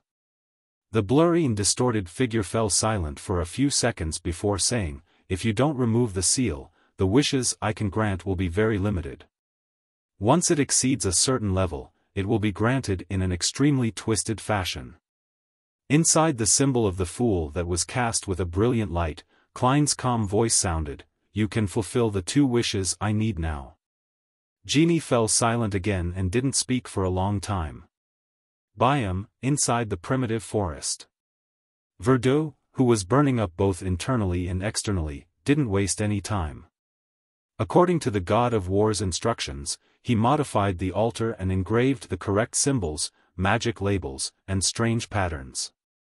He was originally worried that the 3 demigod monsters would suddenly wake up, but when the ritual was ready, the sacrificial items remained unconscious, unable to resist. After placing the squirming meat blob, the deformed star bird, and the white raven with a dark eye circle onto the right spot, Verdun looked at the only candle on the altar and lit it. Then, he took a few steps back and chanted solemnly in Jotun, "Great door of all doors, guide of the endless cosmos, key to all mysterious worlds. I pray for your response, praying for you to descend into this world." Before he could finish his sentence, 3 loud bangs sounded from the altar. The three demigod monsters that corresponded to Bizarro Sorcerer, Secret Sorcerer, and Parasite seemed to be being held by an invisible hand. They only struggled slightly before exploding, turning into blobs of flesh and blood that shimmered with different colors. The flesh and blood seemed to have a life of its own. Under the guidance of some indescribable force, they gathered in the air, forming strange and filthy symbols. Countless symbols combined together, forming a huge door that was still squirming like flesh and blood, one that was more than 5 meters tall. The door stood on the altar. It was pitch black inside, and it was unknown where it went. Flames from the candle representing Mr. Door suddenly soared, illuminating the entire door of flesh and blood, illuminating the darkness within. In the darkness, there were tiny balls of stellar light condensing into spherical lights. On closer inspection, they looked like strange insects with bent bodies. The spherical light rapidly rose, forming a gigantic arm that passed through the doors of flesh and blood. This arm, which clearly didn't belong to a human, pressed against the altar and forcefully squeezed out, causing the entire door of blood and flesh to shake. Even the forest and the entire island began to shake as though it was an earthquake. Verdun watched this scene happily, and his vision suddenly blurred. Pa! Something fell from his face into the bushes. Verdun subconsciously lowered his head and saw an eye with bulging blood vessels rolling around. Pa! Pa! Pa! His nose, ears, and remaining eye, as well as his muscles, plopped to the ground one after another, each seeping with a stellar radiance. Thump! His body collapsed as his flesh and blood completely collapsed. At that moment, the arm finally squeezed through the door of flesh and blood and attempted to pull out the rest of its body. Boom! In the darkness behind the door, thick lightning bolts formed a storm and descended, but they were swallowed by the sudden appearance of a blood-colored tide. Finally, a gigantic figure formed from pure spherical lights passed through the door of flesh and blood. In the next second, the spherical light began to collapse and fold, as though they were going to undergo a qualitative change. Following that, dark cracks appeared out of the void in the surrounding forest. These cracks directly engulfed the different parts of the trees, turning them into strange shapes. At the same time, a hurricane from unknown origins blew out from a crack and swept in all directions. The entire Blue Mountain Island that biome was on trembled as though it was about to sink. Inside the Cathedral of Waves, Alger Wilson, who was vexed over failing to monitor Verdun after he teleported, suddenly heard the sounds of doors opening. Every door in the city was opened automatically at this moment. Alger turned his head and looked into the forest outside the city that seemed to be the source of the anomaly. Thud! The moment the door opened, Derek, who had been woken up by the earthquake, frowned. Creak! Creak! Creak! In the cities like Backlund, Trier, and St. Millum, all things that could be called doors opened. Above the grey fog, in the half-collapsed ancient palace, the crazy maggot vortex instinctively attacked the light gold figure and the fool symbol, but nothing came out of it. After nearly a minute, Genie suddenly chuckled. You really aren't him. Otherwise, I'd have distorted the promise you made just now and made his seal be removed automatically. This effect can only be achieved by twisting the original owner's words. You previously used this method to realize that I'm not the Lord of the Mysteries? Klein's voice sounded from the symbol of the fool. Genie scoffed and said, I have at least 10 ways to verify that it's him. Without waiting for Klein's reply, the pale gold figure smiled and said, You don't seem like you can maintain this state for too long. Alright, the deal has been made. After I complete your 2 wishes, you must send the magic wishing lamp into the cosmos before 1368 of this epoch. Genie's voice gradually turned solemn, as if he was proclaiming a law. At that moment, he seemed to have established a particular rule based on this deal. There was no need to worry that Klein would go back on his word in the future. If you can't fulfill this promise, even if you become the Lord of the Mysteries, you will perish and split, warned the genie as he asked, Tell me your 2 wishes. Take note. Don't involve higher-level Beyonder characteristics, and don't exceed the limit of my present powers. Otherwise, the wish will be granted in a distorted way. This is a rule that has been set. I can't violate it now. In the symbol of the fool that was outlined by the bright light, Klein's voice calmly said, "The first wish, the two wishes that Bernadette Gustave previously made are to be brought under my name. This should be very simple for you." Genie immediately said with a smile, "Indeed, you want to make use of the terrible outcome from making a third wish to deal with your current predicament. Not bad, this is something that stems from my level. I will satisfy your wish and let you die in pain." Klein's voice sounded again, "The second wish, let my utopia give rise to a corresponding region in the spirit world. This doesn't involve the advancement of a sequence, nor does it have anything to do with higher-level Beyonder characteristics. You can definitely do it." Genie's light gold figure wavered before he said with a smile, "Your wish will be granted." Inside the corpse cathedral, Klein touched the bloody wooden stake on his chest, as though he was considering how to get it out. During this process, he casually asked Adam, "You didn't attempt to become a god in the fourth epoch because you didn't obtain 0-08? It was one factor. More importantly, there were still many latent dangers that haven't been resolved at that time." Adam looked at the huge cross in front of him with a warm gaze. Klein turned his head to the side and looked at the visionary and said, "For example, during that period, the remnant will of the primordial one was still very strong." Before he finished his sentence, a large amount of bright red blood flowed down Klein's head. However, the corner of his lips curled up slightly.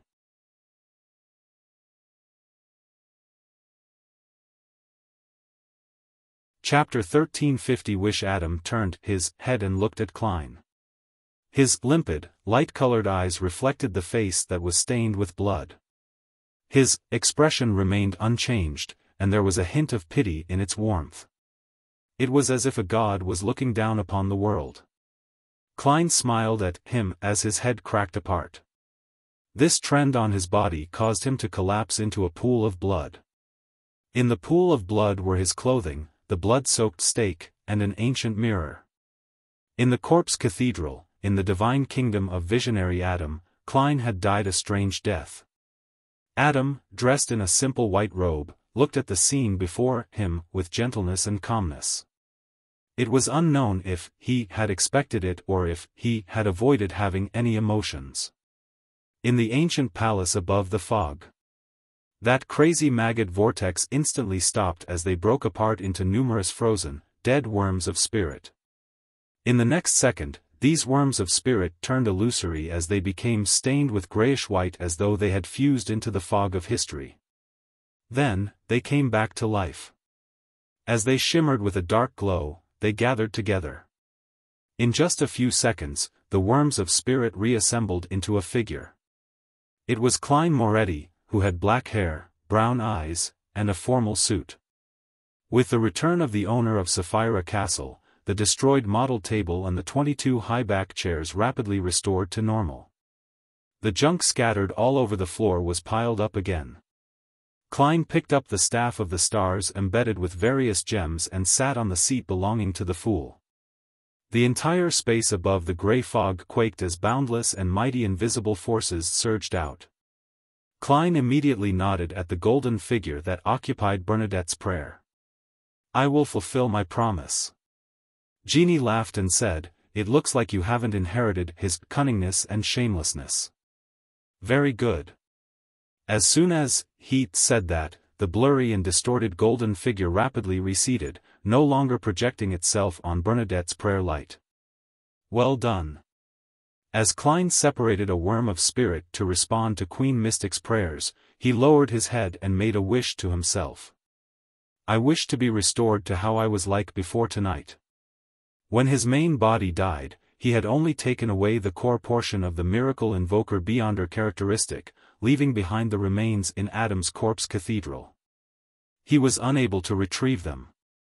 Of course, Klein still had a large portion of the characteristics in the worms of spirit in his body above the gray fog and the remaining marionettes in Utopia. Zeradol didn't need any additional Beyonder characteristics, nor did he want them to end up affecting his condition. Therefore, he didn't directly use the law of convergence of Beyonder characteristics to suck all the characteristics of the same pathway in Utopia. He collected them using a different method which was relatively slow and would require a certain amount of time. After making this wish, Klein summoned the curtain, draped it behind him, and snapped his fingers. Inside the junk pile, the seer pathways sequence 9 and 3 Beyonder characteristics that were separated from the curtain previously floated up at the same time, transforming into pure light dots that drilled into Klein's body. His condition instantly returned to the time when he was almost done digesting the miracle invoker potion. Apart from the lack of a physical body, he was no different from when he was attacked. Right on the heels of that, Klein cast his gaze at Utopia, which was closely connected to him. Inside Utopia, the hooded, black-robed Zeradol, whose face was covered in white whiskers, stood on the roof of St. Ariana Cathedral. Beside him were Roselle Gustav's, William Augustus's, and Abomination Sua's historical projection. They patiently waited for the door to the Corpse Cathedral to open and for Gehrman Sparrow to walk out. He controlled some of his marionettes, dealing with a few of the mutated utopian marionettes, leaving the remaining portion of marionettes which remained normal to the end. At that moment, dense, illusory spirit body threads suddenly floated up from the rigid utopian marionettes into an infinitely high height away. They instantly came to life and turned around, looking at Zeradol and his historical projections. The pairs of eyes sparkled in the darkness. At the same time, a huge shadow descended from the faint grayish-white fog, enveloping the entirety of Utopia. Zeradol and his historical projections instinctively raised their heads and looked up at the sky that suffused a faint gray fog. Sealing is prohibited here. In the next second, William Augustine's historical projection raised the sword in his right hand and solemnly made an announcement. The shadow that enveloped Utopia immediately shook as many gaps appeared. It was unable to completely isolate the marionette town from the outside world. Roselle Gustav's historical projection immediately transformed into a torrent of information that surged towards Klein's remaining marionettes in an attempt to interfere with their movements.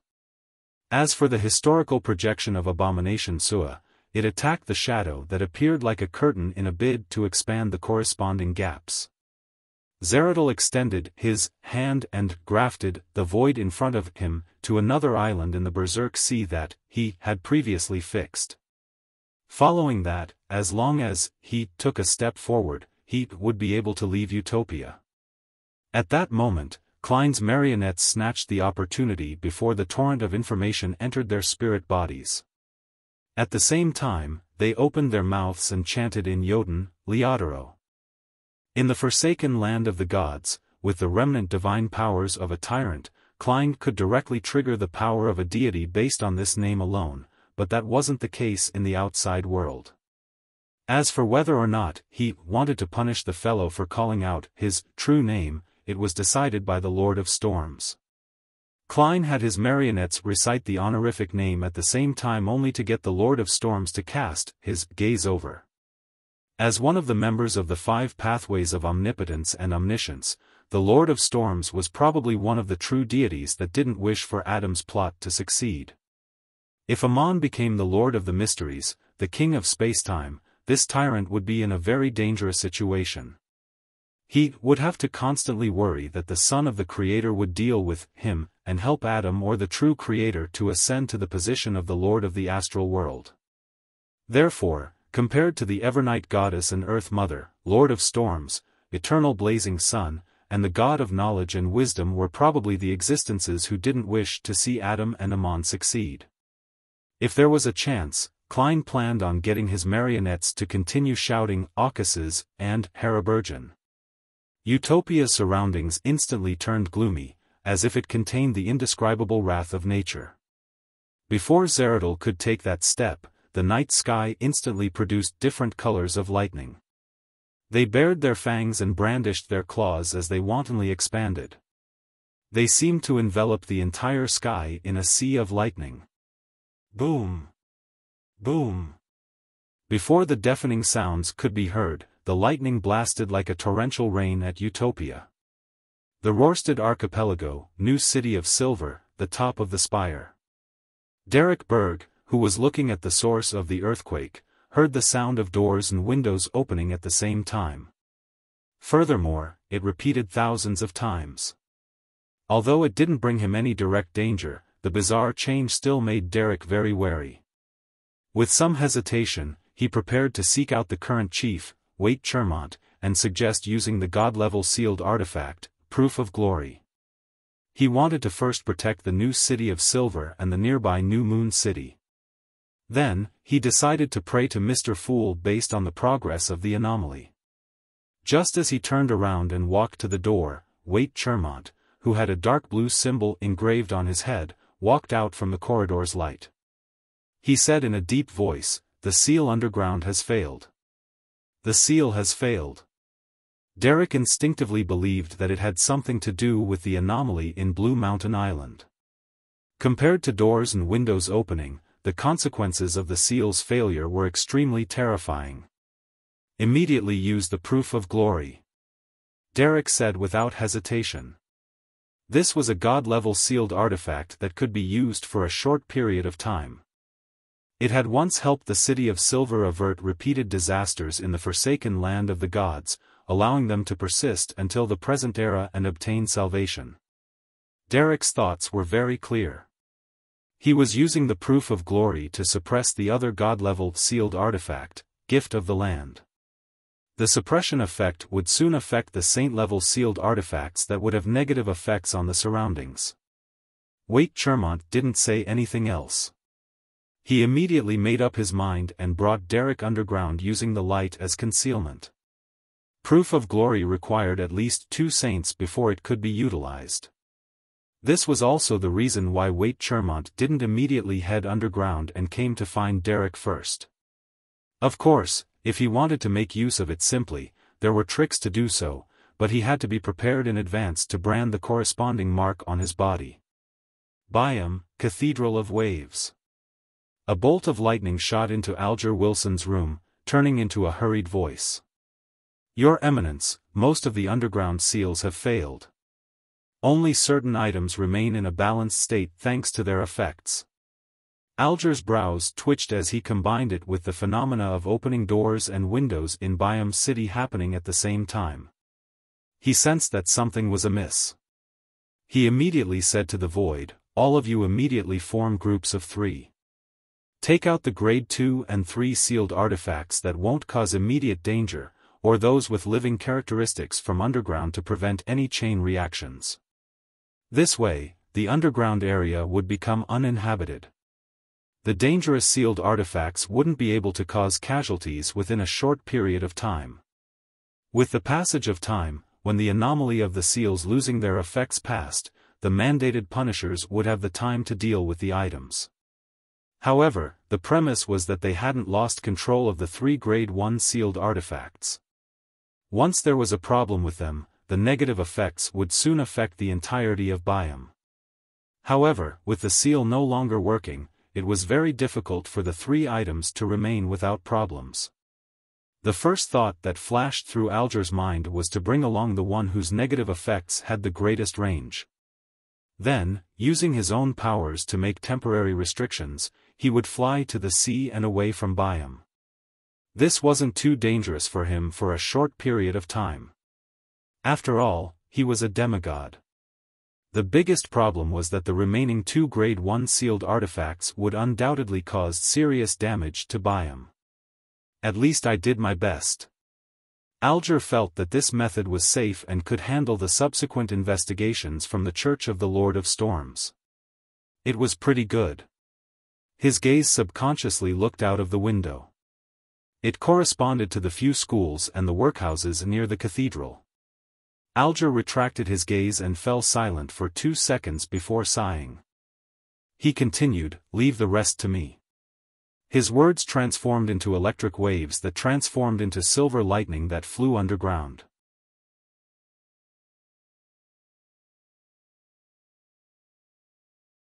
Chapter 1351. Seizing the opportunity while transmitting information to the mandated punishers, Alger quickly came up with a plan in his mind. He was to immediately pray to the Lord of Storms, hoping to obtain the Lord's blessings or help.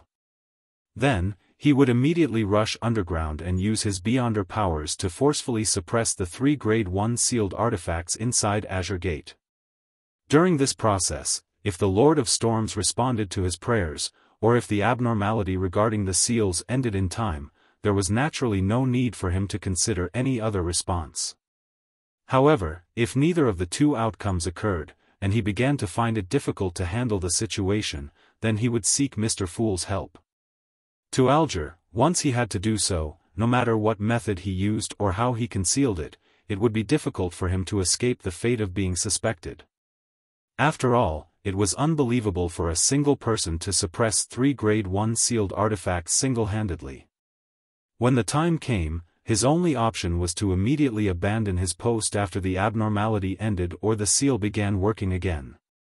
His departure would waste all his years of diligence and hard work, causing him to lose his post as cardinal which he had painstakingly obtained. However, compared to his own life, this was a price he was willing to pay. As for the consequences resulting in him almost not having any chance of obtaining the Book of Calamity, Alger didn't care about it at the moment. He was still a great distance from considering such problems. Of course, as a demigod of the Church of Storms and a cardinal, he believed that he was definitely under the watch of the Lord of Storms.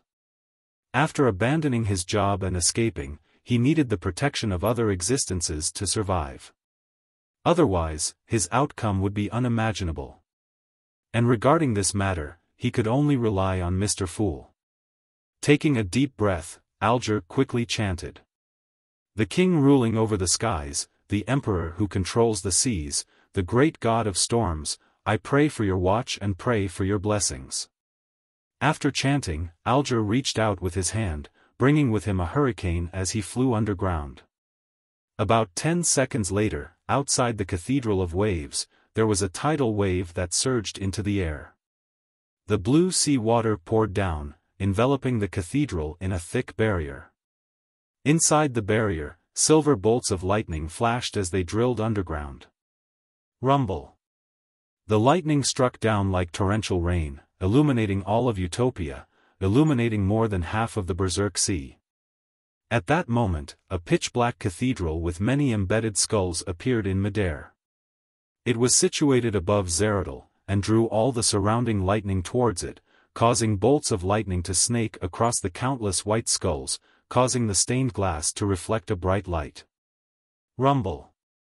In the places Adam's corpse cathedral couldn't shelter, Zeradal's marionettes, Abomination Sua's historical projection, as well as Klein's marionettes, were instantly obliterated by the tempestuous lightning.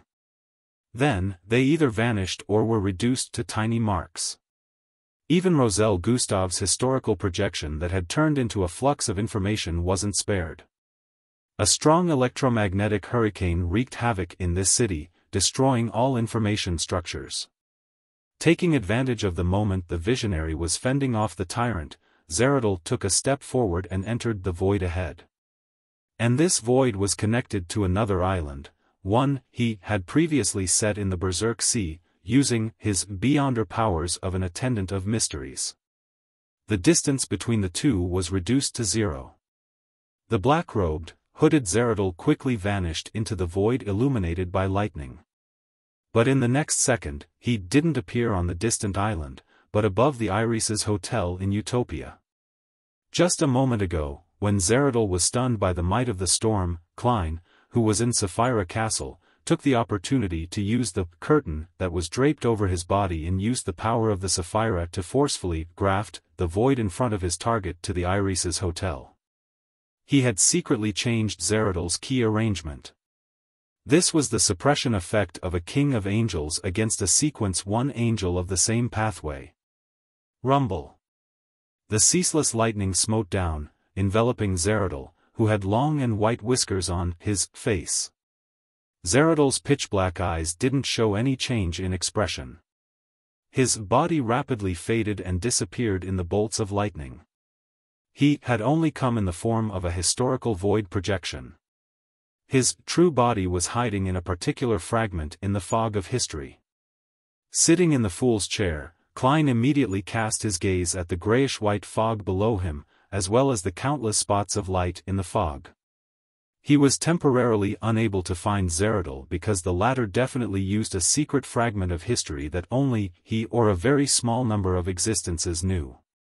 However, being unable to find him didn't mean that Klein could only watch and patiently wait until Zeradol reached his limits and was unable to stay in the fog of history. As the owner of Sapphira Castle and an existence with the level of a king of angels, Klein's preliminary control of the Sapphira was already enough to complete many things. In the next second, Klein opened the box and summoned the Fool card, accommodating it inside his body. In the blink of an eye, he transformed into the Fool, who wore colorful clothes and a gorgeous headdress. He exuded a deep, terrifying aura, as well as a somewhat ridiculous feeling. The entire Sapphira Castle began to shake gently. Tack! The Fool Klein held the end of the Staff of the Stars in his right hand and struck the edge of the long model table. In the real world, grayish-white fog appeared, one that had a faintly visible ancient palace situated high above. In the ancient and majestic palace, a strange light formed from countless spherical lights quickly outlined itself, emitting an invisible and terrifying suction force. The fog of history instantly boiled as Zeradol's figure quickly appeared in a spot where Klein hadn't lit up. He was hoisted up without being able to stop it. Law of Beyonder Characteristics Convergence. With the help of Sapphira Castle, Klein projected the convergence power of Beyonder characteristics into the fog of history. At this moment, Zeradol's black-robed and hooded figure collapsed and became a pale paper figurine. His true body appeared on another island in the Berserk Sea. He quickly used the Attendant of Mysteries Beyonder powers to connect the convergence inclination effect to various paper figurines. Seizing the opportunity given to him by the paper figurines, Zeradol quickly made a wish: "I wish for my Beyonder characteristic to temporarily calm down." Just as he finished speaking and pressed his palms together, he had already caught sight of his fulfilled wish. This allowed him to escape the suction force from Sapphira Castle, the Fool card, and the Attendant of Mysteries Beyonder characteristic collective. At the same time, he took a step back and accurately stepped on a milky white rock. The stone had long been connected to somewhere else by him, and had been solidified in some form. As Zeradol stepped down, his figure instantly vanished. It was unknown where he had gone, but the stone seemed to experience extreme weathering as it disintegrated. The Fool Klein cast his gaze down from an infinite height and scanned his surroundings, but he couldn't find Zeradol. This meant that the other party had left his line of sight. Without any hesitation, Klein immediately placed his focus on something else. He had already made all the gems on the Staff of the Stars light up as he simulated the Marauder Pathway's ability to deceive rules. He changed the location of his body's revival to a marionette that wasn't in Utopia. Previously, a few residents of Utopia had gone to other cities for various reasons. By going there, they would further deepen their relationship with the real world. Klein had chosen a travel enthusiast. He was now in a particular mountain range. As the second half of his resurrection was carried out, Klein took out the Fool card. He summoned the 9 unique spirit world specialties he had prepared previously and placed them together with the curtain. Right on the heels of that, he used the Staff of the Stars to activate the power of Sapphira Castle and once again simulated the powers of the Marauder Pathway's ability to deceive the rules, allowing the 9 spirit world specialties and that curtain to become a part of his body. In the next second, countless fragments of light appeared around the marionette that was halfway up the mountain. And inside the marionette's body, a worm of spirit flew out. It kept fracturing and fused with the fragments of light. Soon, the fragments of light condensed into a ball of light as it solidified into Klein's figure. Just as Klein's figure finished outlining, he turned into transparent maggots that scattered in all directions, allowing the curtain and the 9 spirit world specialties to drop to the ground. Then, the worms of spirit completed the reassembly process, and part of them turned into a half-top hat, a shirt, a vest, a formal suit, and trousers. Klein didn't waste any time. He immediately grabbed the curtain and the specialties of the spirit world and began to carefully concoct the potion. To him, this was the best time to advance to Attendant of Mysteries. On the one hand, the effects of the ritual had been completed with the help of the genie. This wouldn't last long, and it would gradually disappear. On the other hand, Adam, who was most likely to destroy his ritual, was being suppressed by the Lord of Storms and had no time to interfere. If he were to consume the potion and advance to sequence 1 at any other time, Klein was really worried that visionary Adam would make use of the sea of collective subconscious to inject a negative emotion into him at a critical moment. That way, losing control was inevitable. The reason why he had called Leodoro wasn't to deal with Zeradal, but to hold back the true god, Adam. During the Attendant of Mysteries ritual, there was no way to use the power of Sapphira Castle to produce a nascent form of a divine kingdom in advance, isolating Klein from the outside world.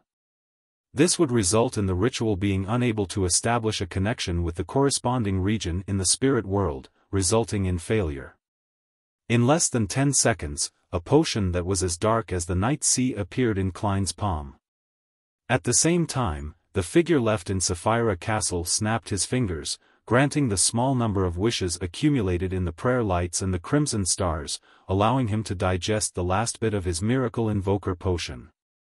The figure inside Sapphira Castle immediately faded away, allowing Klein's body to become complete so that he could consume the potion in his best condition. As the lightning lit up the sea once again, Klein raised his right hand and brought the bottle that came from his marionette to his mouth. He gulped down the potion that was as light as air.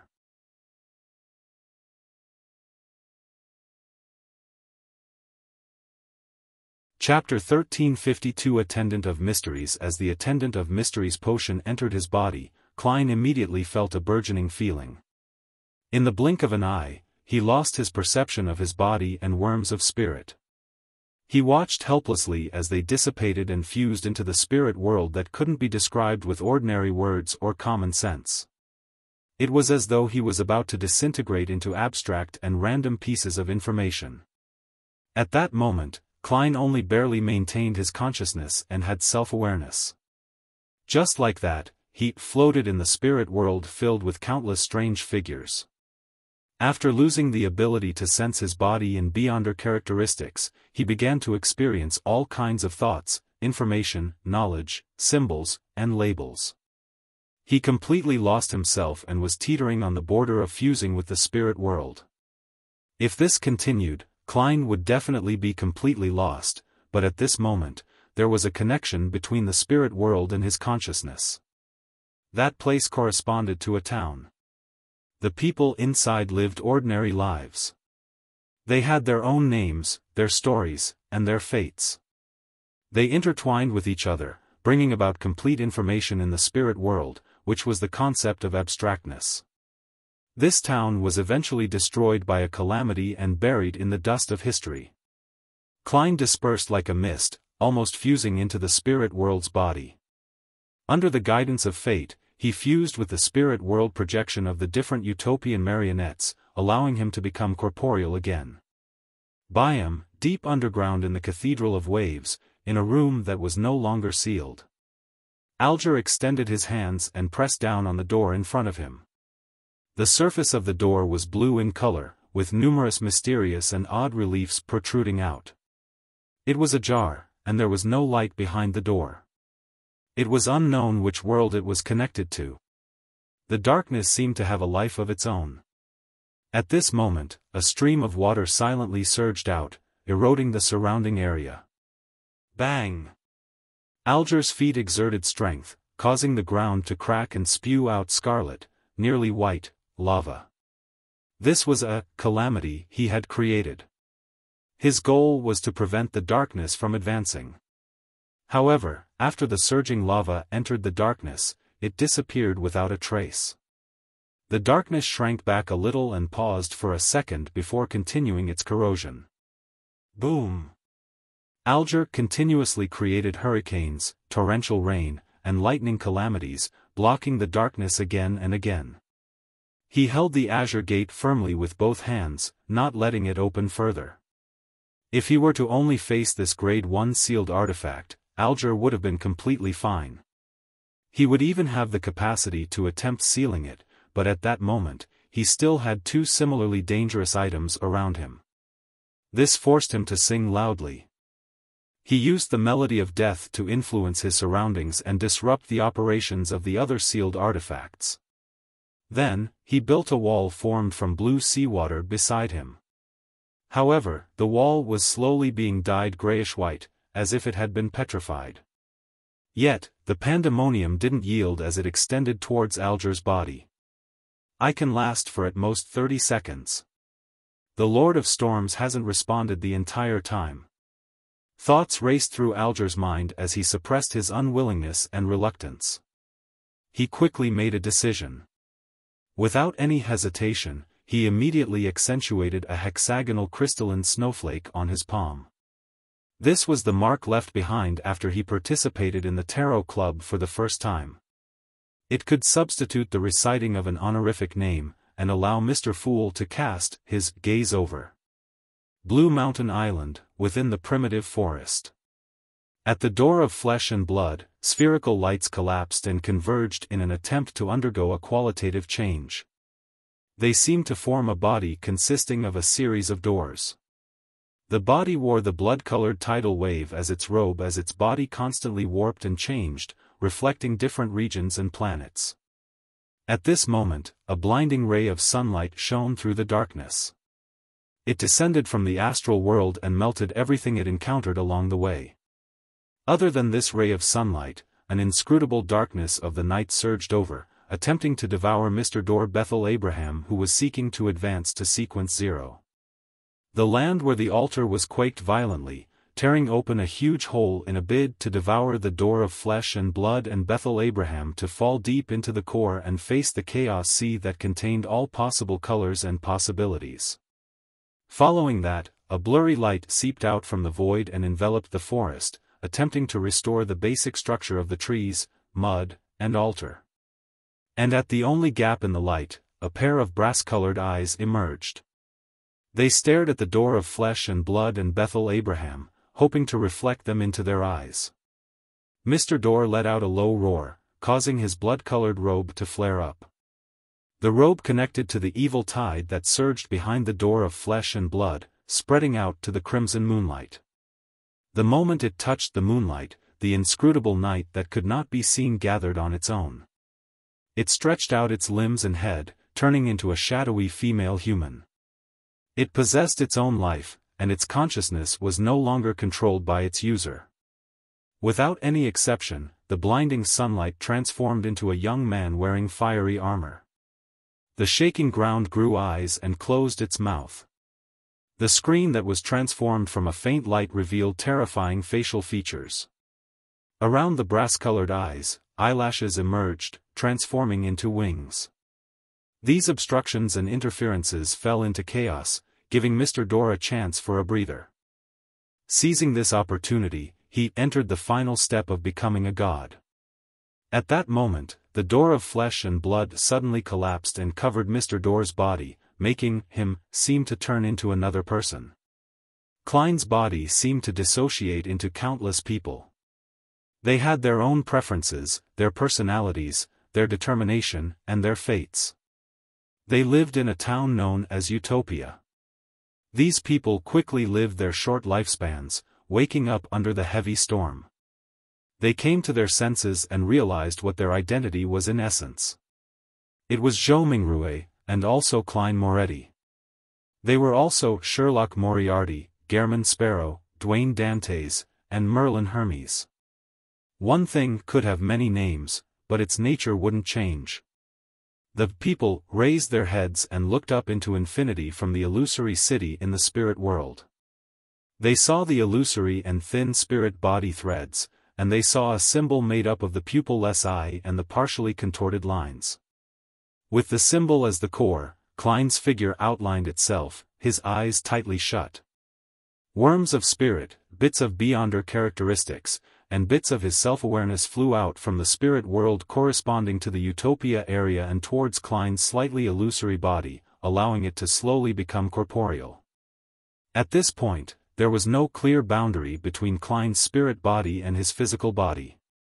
They were both one and separate, and also in a rather delicate state. In other words, a spirit body could be equivalent to a body of flesh and blood. His physical body could also fuse with his spirit body. As long as Klein was willing, he could switch between two states. Of course, he could also separate his physical body from his spirit body. All of them had their individual traits, and they could be decided based on a mere thought. 2 seconds later, the reassembly process was completed. Klein, who was floating in the depths of the spirit world, opened his eyes. His pupils were dark, without any light. He had already advanced to sequence 1 and became an attendant of mysteries. Without a sound, a grayish-white fog appeared behind him. Above the fog was an ancient palace. Inside the palace stood a door that was stained bluish-black, formed from countless spherical lights. The door of light appeared rather clearly in the spirit world. It separated out a rather blurry phantom and cast it at Klein's body. As the phantom turned into a complicated symbol, it imprinted itself between Klein's brows. The entire spirit world and the real world outside began to gently shake as though they had encountered an earthquake from afar. At that moment, Klein's surroundings turned dark as illusory stars appeared one after another. They surrounded the strange door of light as though they wanted to lump together. In these illusory stars, the largest 2 overlapped and corresponded to an area in the real world. The 3rd, 4th, 5th, and 6th stars were located somewhere else. Through these illusory stars, Klein saw Mr. Door and Amon on a particular island. He saw Antigonus in the dilapidated palace inside the concealed world, and Zeradal who was hiding somewhere unknown. He saw Palaz Zoroast in Leonard's body and dark demonic wolf Kotar. With the help of the changes caused by further deepening his control over Sapphira Castle, Klein found the angels and kings of angels corresponding to the 3 pathways of mysteries. Of course, such a vision only lasted for a few seconds. Once Amon and Zeradal reacted and used the correct method to conceal themselves, Klein would no longer be able to lock onto their true bodies. Without any hesitation, Klein raised his right hand and snapped his fingers. The staff of the stars that was originally placed in Sapphira Castle had appeared in his palm. He also split a portion of the worms of spirit to let them enter Sapphira Castle to prevent any abnormalities and respond to his believers. After becoming an attendant of mysteries, Klein's control over Sapphira Castle deepened, allowing him to take out items from inside at any time. In the next second, the various gems on the staff of the stars lit up as Klein's figure vanished from the spirit world. He instantly wandered to a swamp and arrived in front of Zeradal. Dressed in a hood and a black robe, the white-bearded Zeradal didn't panic. He used his attendant of mysteries Beyonder powers to make all kinds of connections as he extended his left hand and grabbed into the void ahead. Gradually, Alger's body turned grayish-white, almost about to petrify. Could it be that Mr. Fool doesn't favor me because of my failure to monitor Verdu? He frowned slightly, wanting to give up, but he stayed underground. At that moment, a grayish-white fog appeared in front of him. All the sealed artifacts fell silent. After Mr. Door Bethel Abraham was enveloped by the door of flesh and blood, a familiar voice echoed in his ears, "You wish to bring the disaster back to the real world?" Bethel Abraham's actions instantly slowed down. "Give up. I have a way to deal with it. I'll let you sleep and let you get the peace you want." That familiar voice sounded again. You're tuning into the Xiaofan's Wuxia Tales YouTube channel. Don't forget to subscribe and join us on this journey to catch the most captivating stories.